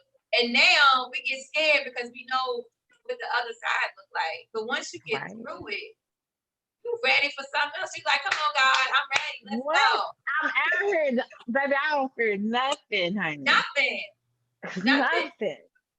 Because I know what it all looks like. You And I know. think that's huge. Kelly, how are you feeling? Because I see you a little emotional, and I want to Right. tap into you. How do you feel? I mean, oh y'all, it's just been a journey. You know what I mean? Look, we a healing show, Okay, so honey. we are. Did I just You say can't it? hold on. I think all of us are proud of Hold on. Let me get close. So, If I gotta take these lashes off, Kelly, so you can see me crying. Where I was crying before Tina started crying. I was like, Lord, is my Listen, lash coming I'm off? looking at Cassie and Kelly, and I'm like, y'all stop, cause I mean, if Girl, y'all come listen, I got I was in the dark. You got to see me. It is okay to cry because that's healing. this not good makeup, y'all. This that matte Well, you got makeup. to get some waterproof, girl. It's like Oprah. listen. But Oh, I really do, y'all. It's been a jerk. You know what I mean? It's been a Take your journey. time, girl. take your time, cause don't Right. nobody understand your story, but we do. Right. That's what I was what going to say. I We love about do. this rebel. We do. We understand. And I hate those people that tell you, "Oh, it's gonna be okay. Don't cry." Girl, I tell No, my you cry, you scream, you do whatever you need to do to be okay with it because they don't know how that pressure sit here. They don't understand how that builds on you. You try to put on this face like I'm okay, I'm all right. Yeah, I'm gonna do this. I'm gonna do this. It's our body. It's our Right. body. And I always say it's okay to take the makeup off, right? Because I think we're so used to people not understanding us because our family doesn't understand, right? They love us, they want us to be here. But if you say like, and I tell anybody, like when you talk about, you have suicidal thoughts, because you're like secondary trauma right now. You're saying like, I have a victim mentality. Why am I still here? Like, why am I here? Like, you gonna put me through all this? And I tell people like, we always see the after story. We always see like, oh, I beat cancer. I'm good. I'm back. People say, why are you so happy? I said, my story is a little different, right? Because I had to heal differently. I couldn't just bring my story out because that wasn't good for me. But I go back now and say, look, chemo wasn't easy. What you see is I'm still broken. I tell anybody, I still am broken. I will snap. I will cry. I'm emotional. I'm a wreck. I want to be loved, but I can't tell you how to love me right now. Like we off of Instagram. I'm about to be off of YouTube because I want to be real. Listen, it's a lot of times we don't even love ourselves. And it's not because we have low self-esteem. It's like, yo, you get to thinking, who the hell would love my body? I don't even like how I look right now. So baby girl, it is okay. Like I'm telling you, it is okay to be angry. I don't care. Wouldn't nobody tell you about the Bible? People be like, well, God said, well, you know what? Me and God got a different language, right? It ain't no book written about me, right? Because it's my story. And that's one thing people have to realize. It's mine. You can't tell me how I'm supposed to have a relationship with God. I have a question to answer, a question to ask question. I have a right to be mad. Like spiritually, you are seeking answers. Right. So, okay, go ahead, Kelly. Don't get me on the tangent. I'm ready to fight, Kelly. I'm ready to fight. Come on, Kelly. Shit. Come on, Kelly. Oh, when I tell you, it's people that are coming in my life that I would never expect. You know what I mean? That just been blowing my mind. Like, I'm gonna say this. So, I was cleaning. I was fine. I was like a week or two out of surgery. I'm good. I'm like, I'm okay. I got this. So I get out of the shower and I start cleaning my wound sites. And I just I just start crying hysterically, start screaming, angry. Cause I'm like, this, you know what I mean? I'm supposed to feel sexy. I'm supposed to feel like just this girl, you know what I mean? That I'm supposed to be that girl. I done had a baby, I done snapped back. I'm good, you know what I mean? I'm supposed to be that girl. So every day I would ask my husband, I said, do you love me, or am I enough? And he told me that night that I broke down, he says, I'm gonna be here with you through good or bad. I'm gonna be here with you, y'all. And I just was like, I'm enough. I am somebody. I am loved. I'm who I need to be. And I shouldn't feel any less of who I am because I'm going through this. And y'all, it's so funny. When before I had the surgery, I said, well, they said they're gonna do a bilateral mastectomy and come in with immediate reconstruction. He said, good, because after breastfeeding, I want you to right. You don't want them things be hanging. Okay. So for me, it just was like people were coming in my life, lifting me up when they didn't even know that I was broke. You know what I mean? That I was broken because I was putting on this, like, no, I'm good. I got this. I'm good. Don't worry. I don't want no pity party. This, that, third. But inside, I was damaged. I was broken. I was torn. Like, why me, God? Out of all people, why me? I'm not supposed to go through this. I was angry, but nobody saw that because I put on this air like, I'm good. You know what I mean? I'm good. I'm okay. But Kelly, you know what I call that? Kelly, you know what I call that? What you call confusion to the enemy. Listen. Yes. Confusion to the enemy. One thing, when I lost my job, my grandma said to me, go buy yourself a briefcase. Go buy yourself a suit. Go buy yourself a nice purse. And I'm like, Grandma, I'm about to be broke.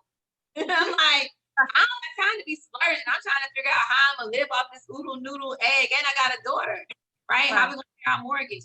She said, "Yo, if you take that around every day, you gonna confuse the enemy so much because you're supposed to be down.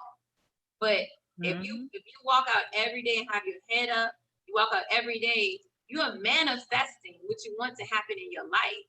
And I couldn't understand it then because I was going through it. But when you look at it, you're like, yo, you have to confuse the enemy and all the negative energy around you. Because if not, you start taking that in, you start believing, yo, I'm worthless. I'm not enough. Work this on myself. You know, as much as something I've done to somebody, it must be karma coming back to get me. In all actuality, it's like, yo, you weren't serving your purpose. We won't live in until cancer hit us. We thought we were living, but somehow you find a purpose.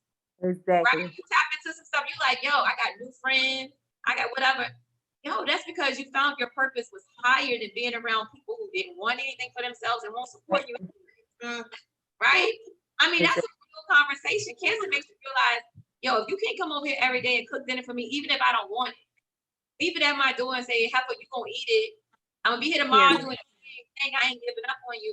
If you don't try that, them people around you, it starts making you realize, why are you in my life? Exactly. What are you here for? And then they want to see you. Oh my God, I can talk about, girl, I'm coming over there for what? You ain't got no what? You ain't putting no gas in my car. Clean up. You just want to see what I look like. Basically, you want to see what cancer is. It's not me. I'm not normal. Y'all, and to say that, like one of my friends, we were, you know, friends, but through this journey, we just been like two peas in a pod. She she my hairstylist too, y'all. So I told her, I said, look, I want to get my hair straightened, you know. And she said, okay, come on, you know, just come after work. And I kind of felt like I needed that at that point. I just need something to pick me up. So she said, how is everything going? Like, how you feeling? You know, because she stopped by after surgery, her mom, to see me, and sat for out, you know, for a long time that day. So she said, how you feeling? What you I said, I got a couple more doctor bills I'm paying off and I'm good. You know, I got that burden off my back. And I said, but other than that, I'm doing okay. Do you know that night she sent me some money to pay off that doctor bill? And I text her, I said, I know you lying. I know you are lying. Like, you did not just send this to my phone, you know what I mean? To my phone. And every time, you know, we talk or we see each other, I said, what's your PayPal account? And she's like, I'm not telling you. I said, well, I said, you already have me blocked from Cash App. So, I mean, you send money back to, but it's like she did that out of love. You know what I mean? That I got you. You know what I mean? I got you. And this is teaching you how to receive, you know. And I think, like, for people who are naturally just very giving individuals, like, receiving is very hard. And I have personally been a total struggle of mine, is like learning how to just receive and be okay with it, and it's not tied into condition, you know, where it's just like they're doing it out of the goodness of their hearts and they want to give. And she's stuck for life now, y'all. She's stuck with me for life now. Right. I just can't go nowhere, but that's a good point, because I mean, I always say it seems like every episode I say this, but it's like trauma. When you go through trauma, your walls automatically go down. And it's just, that's just a human characteristic when you go through trauma. And what happens is we always get re-injured through reoccurring trauma, right? We have bad people in our lives, make some bad, poor decisions, and it goes back again to a cycle. And I think that's important to understand. There are still some people out here that conditionally, genuinely want to help. But I always tell survivors, brothers, anybody going through it, you have to be very careful, right? Because not everybody has great intentions, and not everybody has your best interest. And I mean, you have a great story, Kelly, and I hope it's more people out there like, you know, your friend, because a lot of people don't have that story. A lot of people definitely have to take advantage of them. And this money, I actually lost a lot of friends when I went through mine because of the fact that when you're laying down, it's easy for you to analyze stuff. I can't go anywhere. I can't do anything. Right. So it was easy for me to observe people and see how they handled me. Exactly. And it made me make the decision, okay, no, you're not worthy of being in my world because you were only here because of what Tina could do for you. And now that I can't do anything, like Kathy said, you want to come see me. Oh, well, how long you gonna be? Well, wait, why are you here? Right. If you're not gonna do anything for me, if you're just not genuinely caring about me, you're only caring about me getting up so I can start back benefiting you. No. Right. I mean, it's sad to say, but that's also how I lost my husband. I recently divorced. When I made the decision to pay him, I got sick again, unfortunately, last year, and I had to have a emergency hysterectomy, and I ended up on my back again. I was able to see him for what he really was, and and it's so unfortunate. My circle is small, but I feel like sometimes those things, sometimes we go through certain situations so we can get a lesson out of it. And that was my lesson because I'm such a giver and I'm such an optimistic person. I'm one of those people, if I meet you, I automatically feel like your intentions are good until you show me otherwise. I'm the same way. And Same way. But I think, what, Tina, it's okay to be selfish. Let me tell everybody this. It is okay to be selfish. It is. I had to learn that, though. We all have to give ourselves permission to be selfish. And it's okay. And we shouldn't feel guilty. We shouldn't feel upset. Because you know what? Guilty. Right. This is what we have to understand. If you work a 9 to 5 for someone else, you go in every day faithfully. You give them 100%. If you ain't got 100%, you staying extra late in the afternoon. You're going in extra early. You're trying to do all this documentation. You're trying to give your best, right? At the end of the day, you can come and go, and they just replace you. Right. It's okay if you feel sick to take your day off, right? Because what happens is we're so used to pleasing others that we lose ourselves. And we have to say it's okay for us to be selfish. Mm-hmm. It's okay to be a mother. I'm going to tell you and tell your kid, get out your room. You need some my time. Because we have a lot of, we have a lot of parents. And I mean, sometimes I was feeling guilty. I'm like, man, I told my daughter to do this. I didn't really do that. I didn't do it on purpose. However, I felt bad if I didn't spend time with her, right? So I stuck her in a cocoon. I was like, get stuck with me. We're doing everything together. And she was like, okay, this is like Gail and Oprah. This is Bonnie and Clyde. Like, I'm my mama's best friend. But at a time, I had to say, like, yo, I have to be selfish and say, you have to heal. You know, you have to have your time. Find things you love to do. And it just be lonely. That's okay.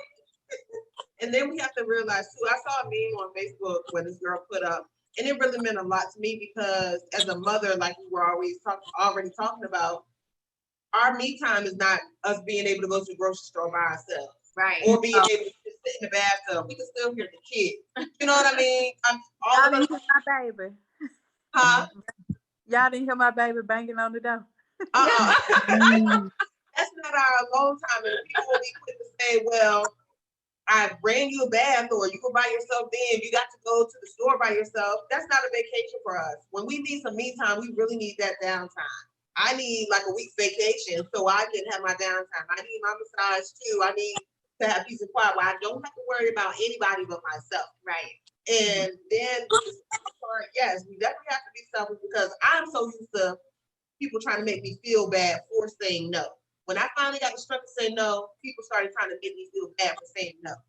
Like, well, it's only this, it's only that. No, it's not only this. It's the principle of the thing. And if I'm saying no, that's what I mean. I'm letting my no's be no's and my yes be yes. If you don't like either one of those, then I don't know what to do for you. You can go walk home. Yeah, I mean, I think that's important. Kels, what about you? You posed the question to us. Is your question? How did you? Let me go back to the question you asked us. How did you get through spirituality and cancer? Right? Like, what did you do, and how did you get through it? Oh my gosh! So, it's definitely different.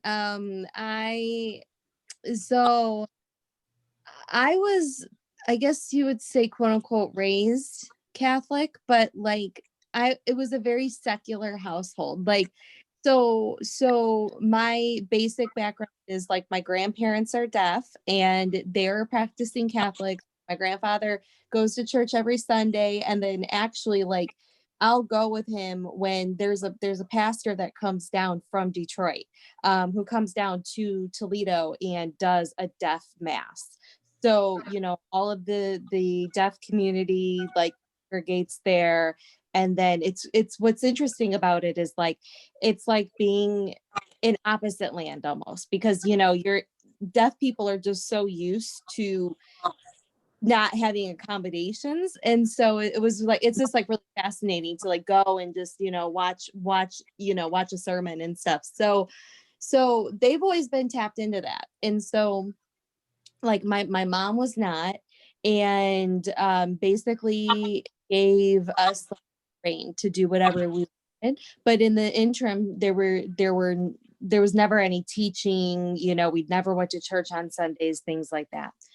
So because of some of the things that I had gone through, I definitely didn't know if I even believed in God. Like I felt like there was no way that I could go through so much that I had been through at such a young age. And then I just didn't think that it was like, I didn't understand, how I could have all that happen to me. And, basically like I bounced between parents, foster home, parent went to prison. Like I had a lot of like trauma happen in my life, and trauma is actually tied into breast cancer. So, that's what I learned that later on. But basically when I was diagnosed, I was pretty sure I was on this path where I was, I got a career that I had wanted. Like it was just about like achieving, like trying to achieve. That was kind of the motive of like trying to, get out of where I had grown up, moved across the country. I lived in Ohio and I moved out to Arizona, and I was like, okay, I'm going to start over. And that was like my whole objective, was like trying to build the life that I wanted to have like some sort of control, like to get that control that was so missing in my life. And so basically like getting diagnosed at 29 for me came out of nowhere. And it's just I mean, the way that I see things is like I had this like break. Like it's almost like a basically like, when I was diagnosed, and I remember when I was in therapy, like being advised to tap into my spirituality and perhaps, lighten the load a little bit. And I was like, well, that just seems very irresponsible of me. Like if I have this problem, then it should be me helping myself out of it or helping through it. Not somebody who know if they really exist, and all things. So I've taken a lot of the burden on of a lot of things, and during treatment also. And it wasn't until like the year like 2016, it was like what I call the dark night of the soul. It was like losing my job. It was having some family problems, deaths, especially deaths. Like when my father passed away, that really changed everything. And like I started feeling a spirit, and I started feeling presence, and like that was something that was like never anything I was ever tapped into. And then like my grandmother passed away, and that was very, very hard on me. But I had gotten fired from a job, like another job that I basically came back to Ohio. I went through all this stuff, and I basically went through a dark night of the soul.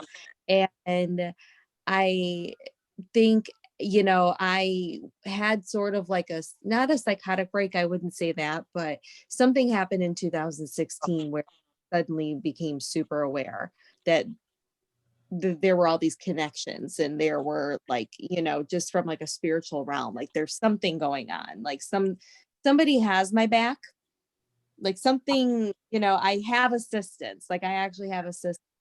And it really wasn't until like 2018 when I started, meeting more people in the community. It was like, okay, well, maybe my purpose is actually here. And in the year 2016 was like the year that, like, in addition to, losing the job and then having to move back to my home state and stuff, but I lost a lot of friends. And that's been something for me where it's been a lot of shame, because like with almost every break, it's been like I've spoken up and I've said something, or I've handled it in a bad way. And so since, I feel like there's something, like there's somebody or something that is taking care of me and is guiding me. And I feel like, there's some presence, and it seems to click. There's a whole design, and I all that, but um it has been it's just been really rough, and it's just been like almost non like, because I'm the person who wants everybody to be happy, and it cause all this, these issues and have all these awakenings stuff. It's been really crazy. So that's like what I've been going through, where I feel like I'm more in touch than ever into something, but I can't define it yet, but it feels personal. It's your And purpose, Kels. It's your purpose.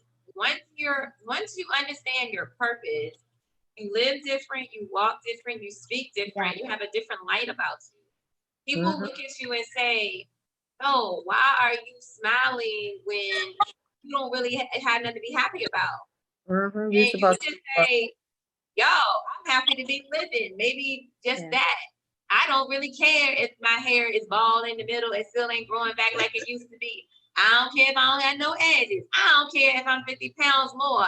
And if I do, I won't allow you to know that, because I walk different. And so it sounds like you have tapped into understanding your purpose. And I'll tell anybody, it's different. When you go through cancer and you come back out, you don't give a shit. You like, look, I'm gonna go high as I want to go. If I want to get on a plane and jump out, I'm doing it. If I want to go roller skating in the wintertime, butterball naked, I'm doing it. Whatever it is, you're going to fulfill it. And you don't care who's watching, who's looking. And I'm telling you, I'm going to speak for myself. I don't even give a shit if you say something to me. I'm going to look at you like you got 5 heads. I'm going to say, oh, okay. All right. And walk away. Because at the end of the day, you don't define who I am. That's important to understand. People can't define who you are. Only you can do that. And if you allow somebody to tell you you're broken, you don't know what you're talking about, you're not a warrior, you're not a walking billboard, the miracles happen every day. If you allow people to do that, you get empowered. And one thing we know we have is peace and joy. That's free. I can't give you those two things because you can't buy that at a store. Exactly. Why am I going to do that? Misery is at every corner. Exactly. But joy and peace, oh no, screw you. Love. And it really made me assess of like, how I'm spending my time and what I'm doing with my time. And that was especially illuminating. And it's like, I came back and I'm expecting that, I'm going to pick up where I left off with some people and whatever. And then I started getting together with them and I'm like, this is depleting my soul. Like I can't accept it, but this is not where I want to be. This is not how I want to get treated by this person. I'm too tired for this or that. Like I can't, anymore. And besides, like, I feel like there's like, at what point am I going to let toxicity overrun my life and, just trying to escape from it, as opposed to stepping in, getting the necessary through, the thing, getting the support, and not feeling like, if just because I'm going through something that's really tough and it requires a little bit of attention, that I'm wrong for having attention, because that was an in it too. There's like something about attention that, I think that's just chemo brain. Yeah. It happened. It happened. My attention span went out the window. It was already short. Now, if you don't have my attention in the first 5 minutes, I will tell you, I'm done talking. I quit listening 5 minutes ago. Yep. And you know what, y'all? During this whole journey, I've been at peace. You know what I mean? I've been at peace. Like it's a peace that I cannot explain. You know what I mean? And I thought initially going into this, after I got the diagnosis, I was gonna break. I thought I was gonna be that gloomy story that you hear about every woman that goes through breast cancer. Gonna be that another stereotype of, oh, you're going through breast cancer. Oh my goodness, I'm sorry. You know what I mean? But I was like, when at the end of like going towards the end of the journey, I'm like, wow, this is something. And Right. God, you've been with me every step of the way. And I mean, people that I thought were supposed to be in my corner, they weren't, and that's fine. I still wish you the best of luck. But the people that God pushed for to be there and that needed to be in my corner, they've been right here with me ever since, and I'm so grateful, for them. Yeah. It's been family who I thought was supposed to be at the hip with me, like, okay, let's go. But it hasn't. It's been more people that been there for me, and we talk on the phone and laugh, and like we've been knowing each other for years. And I'm fine with Right. that. And Kelly, and I think that's important though. I think that's important because I'll tell anybody, we try to hold on to our safe haven, mm-hmm, but you can't grow if you're still trying to be the same thing. If you used to the same thing, that's like me telling somebody, yo, you can't never get out the hood. Well, if you change your environment and who you around, mm-hmm, right, you do better, you know better, you do better. That's what I tell people. mm-hmm, mm-hmm. It's possible. So even your old friends, even your family, sometimes friends and family is toxic. Right. And having a breath of fresh air, this is how you're supposed to be treated. All we want is normal. Our Mm-hmm. normal has now become like negotiated between lowball and here. Uh-huh. We want this up here. We just want normal. We want to be loved. We want to be respected. We want to have integrity, dignity. That's it. That's normal. Mm-hmm. So then we allow people to bring us here. We're like, man, all I want is somebody open the door for me or say thank you. And I'm like, yo, that's so normal. We want normal. That ain't above expectation. So, and when we realized that, we started to say, man, my new friends, I like them. You know what? They run and get the door. Exactly. And it's like people that were there that God just pushed forward, like, this is who you need in the forefront. This is who you need as your shield and your comfort from this point forward. And it's like, wow, you know what I mean? Like, y'all, I cannot get over that. When that cash app number popped up, I was like, I know she must have sent this to the wrong person. You get what I'm saying? She's trying to pay a bill, not my bill. Not my bill. You got your own, you know what I mean? Your own bill. So and it's like after that, she's like, no, you're not paying me back. No, bye, get out. So and that just, it wasn't the fact of the money, it was the fact of the principle of it. Like The principle of that, like, you really gonna hold me down? Like, you really got me like that? Listen, my best friend is the stingiest helper I know. She don't even give the panhandlers nothing. She tell the panhandlers, oh, what you sticking your cup out here for? I get up and go to work every day. You need to do the same. Like, when I tell you that helper stingy, she is stingy. Okay.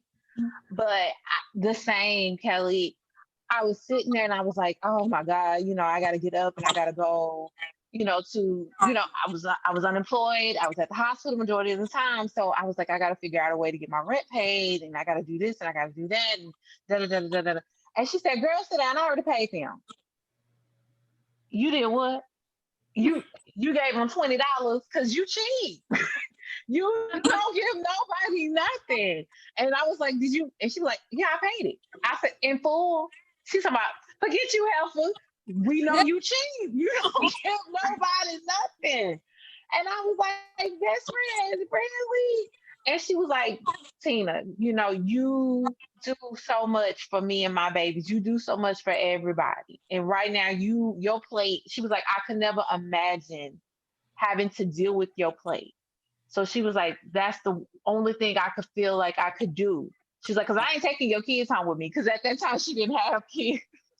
She was like, I'm not taking your kids home from me. So that's the only thing I feel like I could do as a friend to you to lighten your load. Mhm. But I'm an advocate that God does everything for a reason, because a couple of years ago, her baby was diagnosed with cancer. Oh my goodness. And I went through that journey with her because she wrote it out with me. That's my bestie. I gotta be there for her. And and I just feel like my purpose was God sent me through the worst of the worst, so that when I walk through it with other people, I'm like, girl, you got a cakewalk. This is nothing. Because I mean, her baby, although she had cancer, she was in a stage 1. My mom was diagnosed with breast cancer about 6 years after me. She was just like you. She was in stage 0. She found her lump and told her doctor about it. She did like a few rounds of chemo, but everybody after me has, they haven't had to endure so much, because the minute I was like, okay, you need to do this, you need to do this, you need to do this, so I feel like that was my purpose. God sent me through it and I walked through the worst of it, so that I can be like, girl, okay, we got this, let's go, and I'm the biggest advocate for everybody that I know. So I feel like that was my purpose. Mm-hmm. Oh, y'all want to make me so Ladies, emotional guess today. what? I can't sing wrong. Hey, Guess what, ladies? Why? Go ahead, Kelly. Finish us off. it's other people too that you might have just kept a casual conversation with, but it was like the people that I had just a casual conversation with were the people that held me up. You know what I mean? When I needed somebody and needed the people that I thought were gonna be there, but actually these people were there holding me up and texting me and sending me scriptures and sending me gifts and stuff. And it's like the people that I'm supposed to do it ain't even, you know what I mean? Like, where y'all come from? So, and where y'all been? So, for me, that was the thing. Like, these people that were holding me up in the forefront when I was going through this, I'm like forever indebted to them. Like, what you need, you know what I mean? Child, I might not have it right now. We go pick up some scrap metal to get it, but I got you. You know what I mean? Right. So, For some cans. yeah, we go get some cans or something, but Right. it's I've just been blown away about that. And like you said, Tina, I wanted to know why, certain family members were catching the Holy Ghost. Like, it must have, I used to be thinking it must have skipped me. Like, Right. That's what I said. I'm like, I'm sitting What right was that here. part in the Bible? I mean, I heard the Hit me, word, Lord. but I but don't know why now, hooping and crying and falling out loud. Jesus, what you? Okay, And and that's what my mama used to say. She said, when you get your own testimony, you'll know. She Yeah. said, when you get your storm and you get your testimony, you'll know. And when I hollered and snatched that wig off, she said, oh, you finally figured out what I was talking about. I said, yes, ma'am, I did. She said, God is good. But I have a question, or maybe we need to save this for next week. Maybe I should email you. Go ahead, Tina, because I don't know. You may find something new. What? I'm a scatterbrain. Wait, My what's the brain is question? forever Because full you with ain't gonna things. remember. You right. Listen, I was gonna write it down if you said save it, and then I know where the paper is. Right. You're like, I own my truth. I own my truth. Right. After the storm was over, I know, Kelly, you're at the end of your storm, but you're going through it. When it's like, I made the personal decision not to take the tamoxifen, right? I just chose not to do it. But I found myself here in these last couple of days because I've lost a couple of people who have we went through treatment together, and their cancer came back, and they lost their battle. And I found myself reflecting. The one that hurts me the most is my cousin. My cousin has been gone now 2 years. She lost her battle to breast cancer. And I've just found myself reflecting, you know, what if mine comes back? Well, mine was already horrible from the beginning, or, what did I do differently that I can tell other women to do? Because, like I told after my diagnosis is when it started really becoming rampant in my family. And so a lot of my family members come to me, and I'm like, when I made the decision to not take tamoxifen and to not do the 5-year treatment, that was just personal because I didn't like how the medicine made me feel. I didn't like the side effects. So my question is when you're at the end of it and you're going through that whole transitional phase of how is it just me, or what you knew as normal, kind of like this pandemic, what you knew as normal is no more? Mhm. And or is it just Tina that feels that way? There is something called the Oncotype. Did you ever get an Oncotype before? Do you know what that is? No. What is that? Okay, so this was when I was in 2014, this was the thing. And so this is now normal for PR positive early stagers to get this particular score. So basically what it is it's a predictability index between years 1 and year 5 of the efficacy of tamoxifen. So it will tell, like the Oncotype will tell the oncologist or like in the patient what the likelihood of reoccurrences within the first 5 years. So usually that will dictate whether or not it's a good idea um, for the patient to go on tamoxifen. Then now, and so depending on that score, sometimes it's 5 years, sometimes it's 10 years, sometimes it's like, okay, tamoxifen isn't really going to benefit you, or chemo might not benefit you very much either, or whatever. So basically it's like, it gives you the scenarios, based on what your treatment options are. Cause like I was given a choice. So I was given a choice on going for adriamycin toxin or Taxol. So like I didn't have to do Taxol, but I elected because I was like, I scored 25 on Oncotype. So it's like I want to say it's like from like 1 to like 100. And so like I know a girl that scored an 11 on Oncotype, and it's like super low. So like she scored an 11.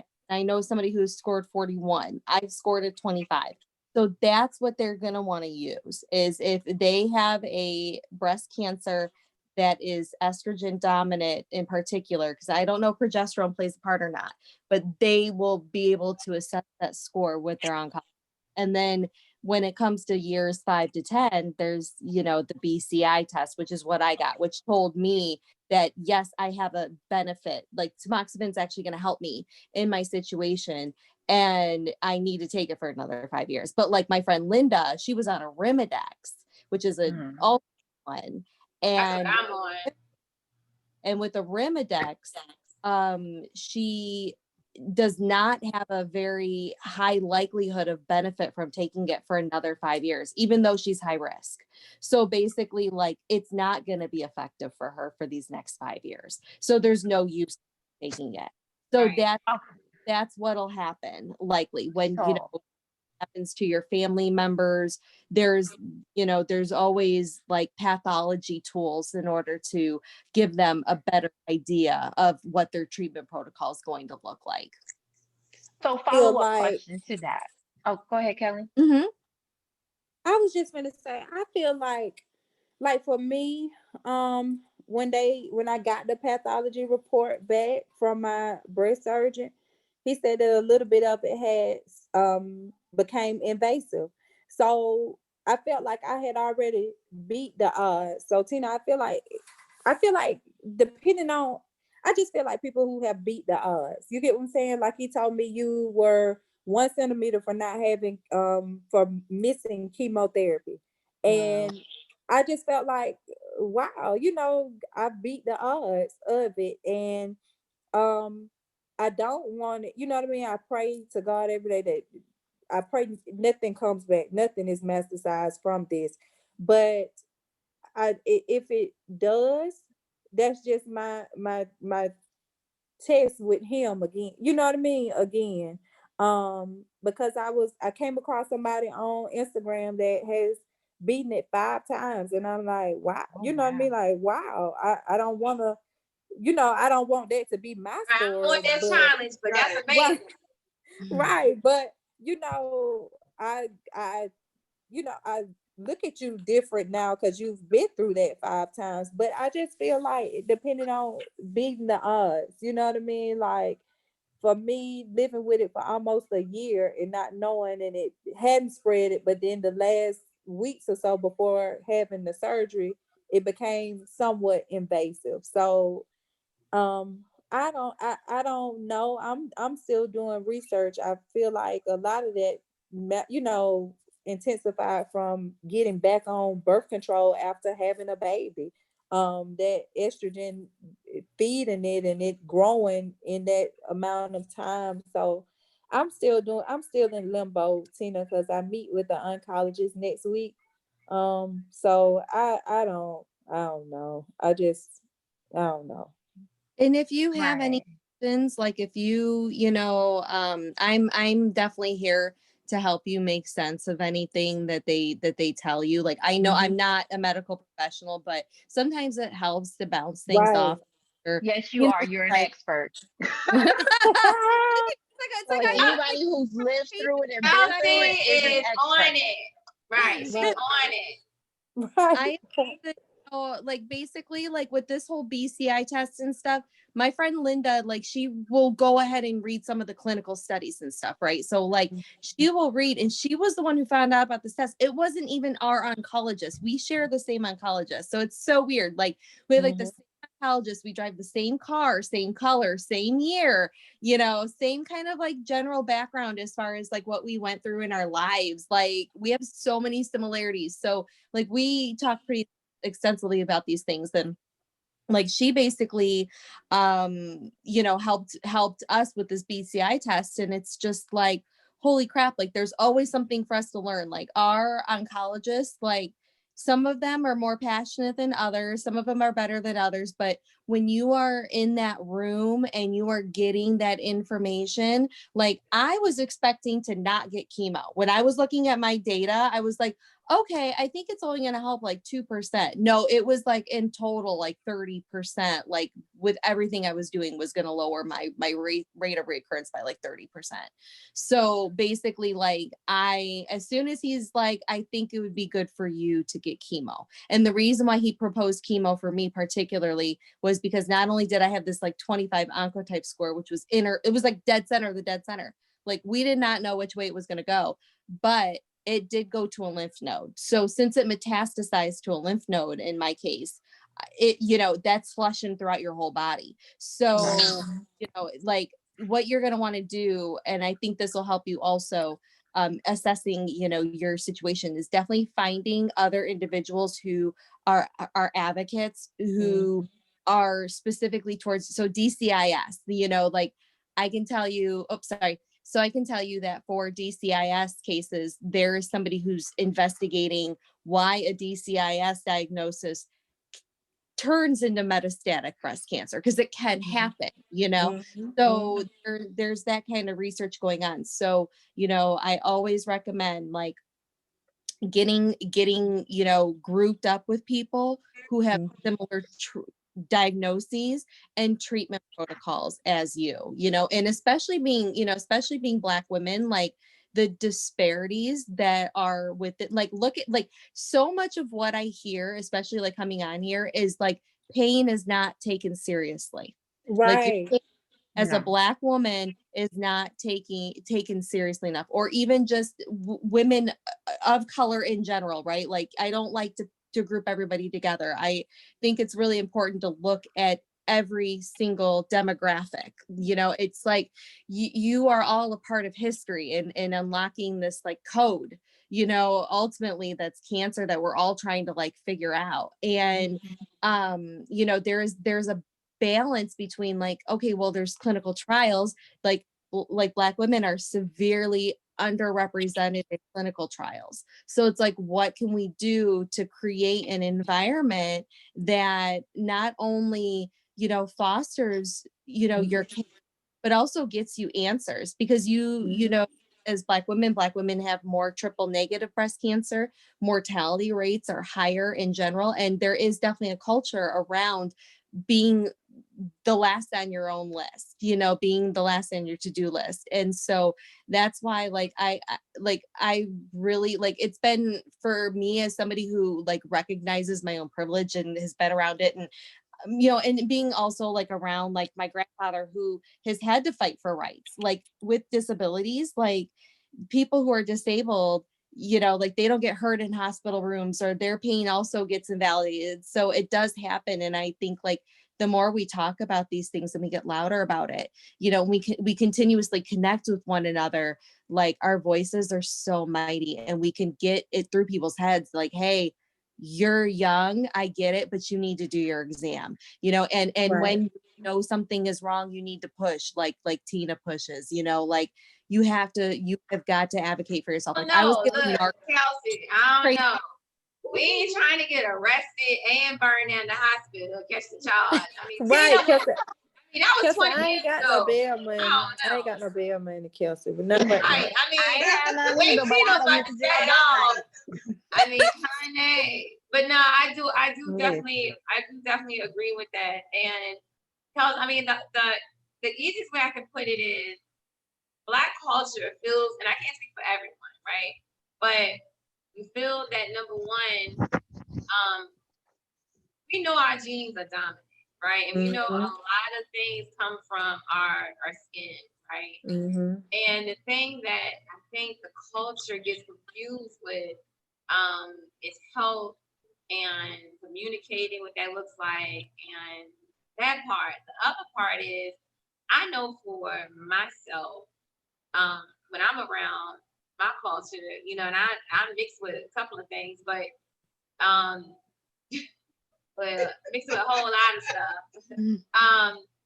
You start to hear people have the similar stories, and you feel like people are already shooting your brother, your father, your uncles, your cousins, and people stealing your organs, right?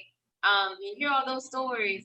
The Black culture is afraid, right? We're afraid to even be tested, because you feel like they're gonna inject something in us, and then we're gonna be, a mutant with 20 heads. But I think it's the thing with educating people, that we have to do certain things. Now, I'm not saying everybody needs to be a clinical study, person, but we have to, demand equal opportunity at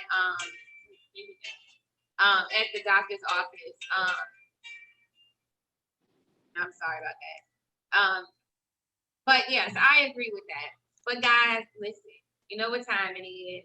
But before we go, I do want to say this. Kelly, I want to link up with you. I'm going to send you my information. And Please do. Yeah, I want you to put your t-shirts in our Rebel boxes. Most Oh, definitely. I awesome. collect t-shirts, so I am so here for it. Oh, thank y'all. Thank Yeah, y'all. starting off, I want 10 shirts. So that would go to everybody who was on this call, right? And Okay. then I want to send it out to Survivor. So Okay. inbox me your information so I can send you the money, so you go ahead and get them shirts together, girl. And I can go ahead and Y'all get them so out. awesome, man. Y'all so awesome. Yeah, no. That's what we're about. And we'll talk. Supporting each other. Right. Yes. We'll talk separately about how we Okay. can make your brand a part of our boxes. Okay. That because definitely I love I Rock My Stars. We make t-shirts, but I want this to be about you guys, because I don't work so right. I gotta give you some bands too, girl. Yes, you got to send that stuff. Send everything to me, y'all. I got to. We're gonna make you a box, but so that's something too that we're doing is branding boxes, right? So the person loves exercising. We want to get all the rebels together to make an exercise box. If a person with an art box, whatever that looks like, to help people learn how to cope, right? So that's what we're getting back to. But y'all know it feels like we just got on here, but we done been on here for a minute. I love each and every one of y'all, but we got to go. So before I go, I always end with my little saying: know that you're the best, you're better than the rest, and nothing less, because you were made by God. I love you, ladies. Know that. I love y'all. Y'all just, child, my head so big. I ain't even gonna be able to get in my car in the morning, y'all. Cause you We hope you got a freaking smile. rock, boo boo. You are amazing, and Right. we Thank love you. you. And I love all of Yeah. y'all. I'm so happy to see y'all faces I know. again. I miss So thank you y'all. for coming. Oh, thank You're you. welcome anytime you want to come by, drop in, say hello, vent, whatever you want. You are more than welcome. It's the same number every time. If not, inbox me, text me, and be I like, will. girl, it ain't working. Y'all, I'm probably gonna have a different wig, y'all, because I'm telling everybody, if you buy a wig and Kelsey YouTube boo, if you want to buy you a wig from Love Me Hair, don't do it. Because this Don't wig just is, Okay. girl, this wig just is we're stiff not as gonna it wanna start be. that conversation today. We're not gonna do it. Don't do But it. Don't get me started. listen, on that's Love Me important Hair. because, Kelly, and let me say this, because a lot of people try to wholesale them wigs, and I tell anybody, buy a wig first, try it, and then wholesale it. Because if you buy it and you like, oh no, this feel like, I don't know, some hay, girl, that ain't gonna cut it with your store. I'm finna say this and then I'm gonna be done. Okay. So I look, y'all, I pride on my hair and my makeup and my clothes, right? Because my grandma used to always say, don't walk around here looking a mess now, because you ain't gonna be able to get no man. So I pride myself on my appearance or whatever. Right. So I love hair, y'all, braids, all that. Got a head full of hair, but I just don't want to do my hair, right? So I've been seeing Love Me Hair advertised. I'm like, okay, let me, All up and down Instagram. try Be them out, careful. girl, all up and down Instagram. So I put a post up under that. I said, terrible hair, would not be buying it again. Now they going through a full email conversation with me about, well, what are you doing to the hair? Well, what are you doing? Honey, I'm a hair guru. I know it. Right. It ain't nothing you can do with it. It ain't nothing you can tell them. You can take it back though, get my refund. I want all my money back. Do you And even they need to the take tax? extra for putting you through the hassle. She said even the tax. I want the tax and I want the shipping too. I want all my money back. All of it. Yeah. And the headache of putting it on I and want wearing pain it. and suffering. Right. And y'all, and the headache of having the comb in my head going with the brush. So Oh my God. Yeah. It's okay. You can come back with different hair. It's all right. We don't care. Our hair sometimes is always different. So it's okay. I mean, my hair is gonna be different every time you see me. It ain't got no sense, y'all. no, that's why we love her. She okay. Now, but I love you, y'all gonna see ladies. these braids for the next couple of months, and then that hair gonna be different. I have a wig for every other feeling I'm feeling, child. You good? I love y'all. Listen, Love y'all too. see y'all next Love Wednesday. you We also on here on Saturday. Don't forget noon. If you want to drop in and see the international rebels, you're more than welcome to always just inbox me and I can see you, because it is a different number, I believe, for the international. Okay. But just know I love you guys, and I really appreciate you sharing your story. Love you. Yeah. Honest and having a sisterhood. I don't have any sisters, so bitches, y'all stuck with me. Yes. She like family, but she ain't like blood, but she like family. So I mean, she want to be my sister before y'all. Ain't that some shit? Damn, we gonna start. She been down since so many times. You not gonna There we put go. her on the There back we go. burner. There we go. Lord, I'm saying, Not okay. gonna do her today or tomorrow. If y'all don't see me next week, come look for me, okay? I know what happened. I love you, ladies. Of course, inbox me if you need anything. Love y'all too. Please send me your information so I can get these t-shirts, girls, so we can be wearing these on the next show. I got you, boo. Yeah. I got you, boo. I love y'all so much. Thank y'all for having me. I will be back, y'all. Okay. Like I Come never on. left, honey. So but yes, all y'all send me y'all information. I'll tag everybody on the list. Yes.